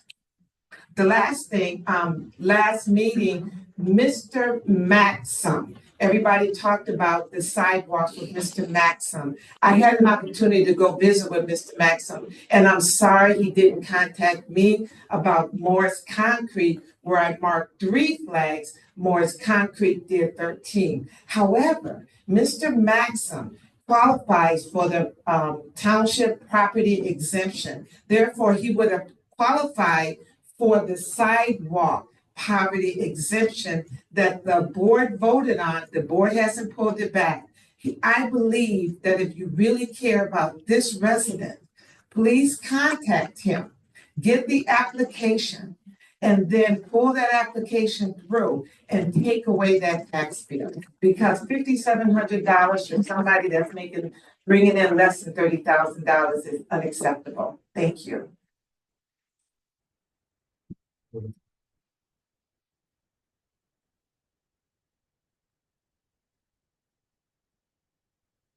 Brenda, I am ashamed of you. For you to sit there and not be that fourth vote to bring Landis back is despicable. You have sat here as a Black woman in this arena once before, co-signing all of his fraud, all of his bad decisions, you co-signing them, and now you're back. I'm embarrassed and ashamed that you are back. And what you just did here tonight and affected this man's livelihood. How will you sleep tonight? How do you sleep at night knowing how you have failed a portion of this community, the Black community who you are supposed to be serving? Disgusting. And to the rest of you, 5 times a man quits. 5 times he walked away from this position. And to my knowledge, not just in this meeting, but prior meetings, they have not even been able to get the man on the phone when they need him. How is it that you can have someone employed for you who does not answer to you? Disgusting. And the faces that you made here tonight, while this man was presenting reasonable information, was despicable. How do you sleep at night knowing that you are a puppet for this man? but you are actually worse than him because you sit here with that smile when you know that you are co-signing a lack of unethical behavior that came before you. Lockie should be gone. Landis should be hired back. And if that does not happen, each of you need to think about your own morals and values. You affected that man and he was here doing this job, showing up. You can look all you want because I'm going to take all the time I want.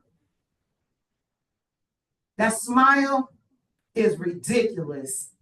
That's ridiculous. When the community is crying out to you and you sitting there smiling like it doesn't even matter. I am so ashamed. And I wish somebody would check these votes from this last election because I do not believe that these three actually won. Thank you. Ricky Hardy, superintendent of utilities department. I had to leave to get some air. And the question I have is not really a question. Emily, Yes. you came to my niece's funeral, Candace Miller, and you tried to console her. You wanted to give me a hug. I gave you a hug, knowing this letter was out there. You was a part of it. It's just, who does stuff like that? When stuff is out there to come give somebody a hug, when you know something is out there floating around. When I seen this letter, I couldn't even sleep for a couple of days because I was like, what the heck? I'm thinking about my livelihood. My wife was upset. This is crazy. I'm a good man. I'm a hard worker. Been here 22 years, never been recommended, never been written up for nothing. Got the highest license in the water department that you can even receive. And done an excellent job. I don't disagree with you. You can't. And I don't want to enter into. You can't. This was not me. You just can't. It's proof. I didn't prove it to nobody but myself. I got my own license and I'm doing an excellent job. I can say that for myself. But I'm not even mentioning the other guy. It's just crazy that you could come to my niece's funeral. That is like the craziest thing. You know what? I hope God revealed everything this year.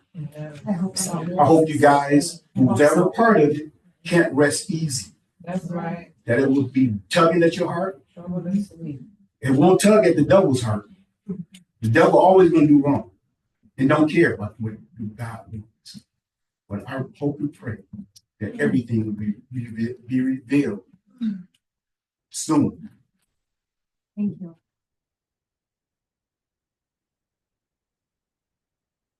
Rhonda McGill, Senior Township President. I just have to piggyback on everything that was said, but more so the concern around this controller issue. Now, I guess accounting issue because you created this new position.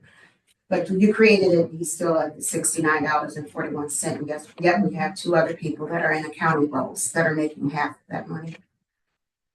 Fair is fair. And it's really time for stepping up and doing the right thing.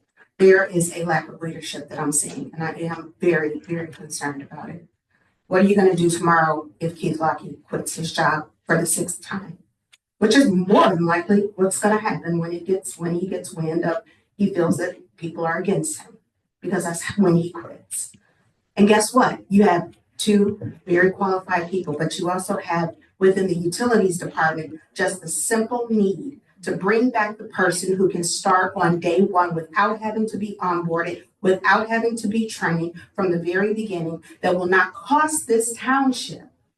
And because you think that you know everything, like I said last time, and please stop shaking your head because you keep doing this. You always take this position that you know what's best for this township. And this is not what's best for the township to start from scratch with a role that is somebody right here in this township. Black men are under attack in this country. Under attack. And the fact that we are sitting here and this man has lost his livelihood And no one was willing to listen, except for a couple of people. No one was listening. I looked at the faces up there, and I'm ashamed of everyone that had the audacity to shake their heads and roll their eyes while Dana was talking. I'm just disgusted by the behavior that I have seen here tonight. You need to do the right thing. Search your heart, search your soul, because I don't think you have.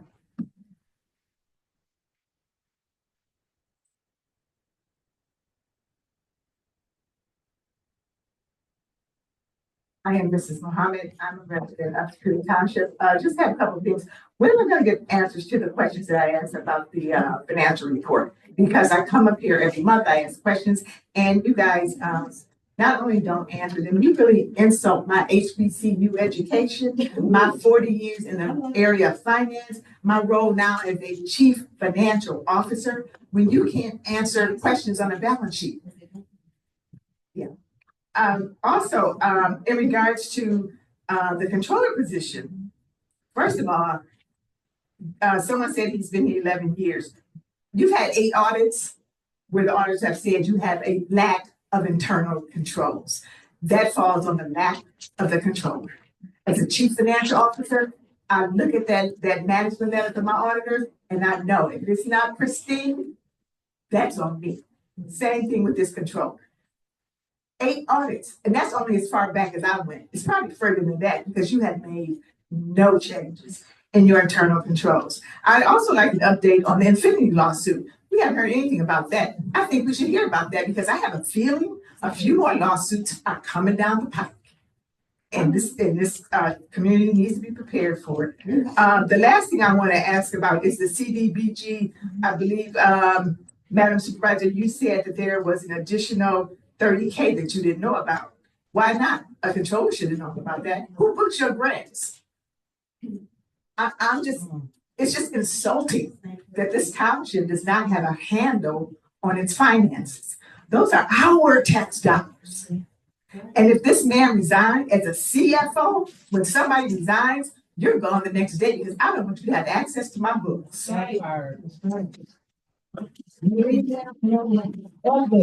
I'll wait for the answers to my questions on the balance sheet that I looked at.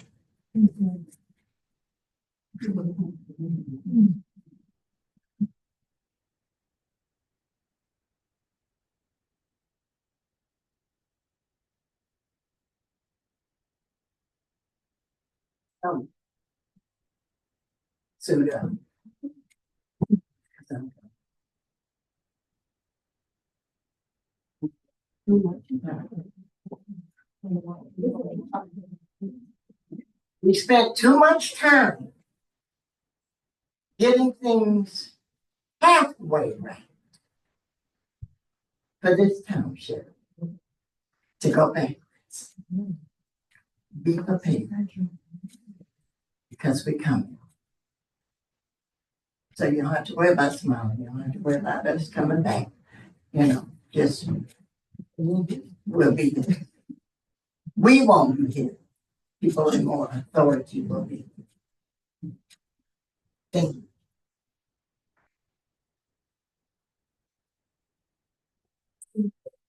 Requests for pleas and petitions, and there's something online. We do have some pleas and petitions. Thank you. This comment is from staff. It is inappropriate to appoint Ken Schwartz to the Committee on Blight. When Ken was supervisor, he failed to act when GFL, in their transition to priority waste, failed to pick up garbage for several weeks. The board had to act on his behalf while he was out of the office. The health department was involved because of his inaction as suburbs south of Geddes were plagued with maggots and rats. Appointing Ken Schwartz to this committee is not acceptable. The next comment is from Jordan Green. I respectfully petition for a commitment to informed decision-making in our governance process. I think all residents would expect that before any decision is made, each board member is thoroughly informed of all facts, implications, and perspectives. This ensures that your actions are thoughtful, just, and aligned with the best interests of the community you are elected to serve.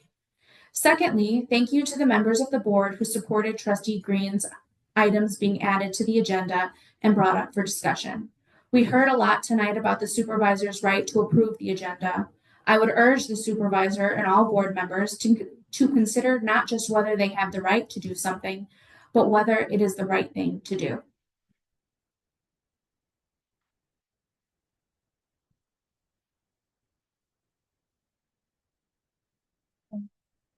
These are decisions. Is there a motion to adjourn? Move to adjourn.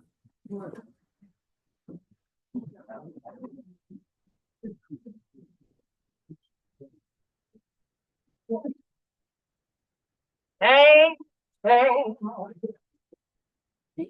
Shame on you. Shame on each and every one of you. We'll be back. Yeah. And you better hope the FBI don't come with us. At first I thought not, but I believe they did. Somewhere.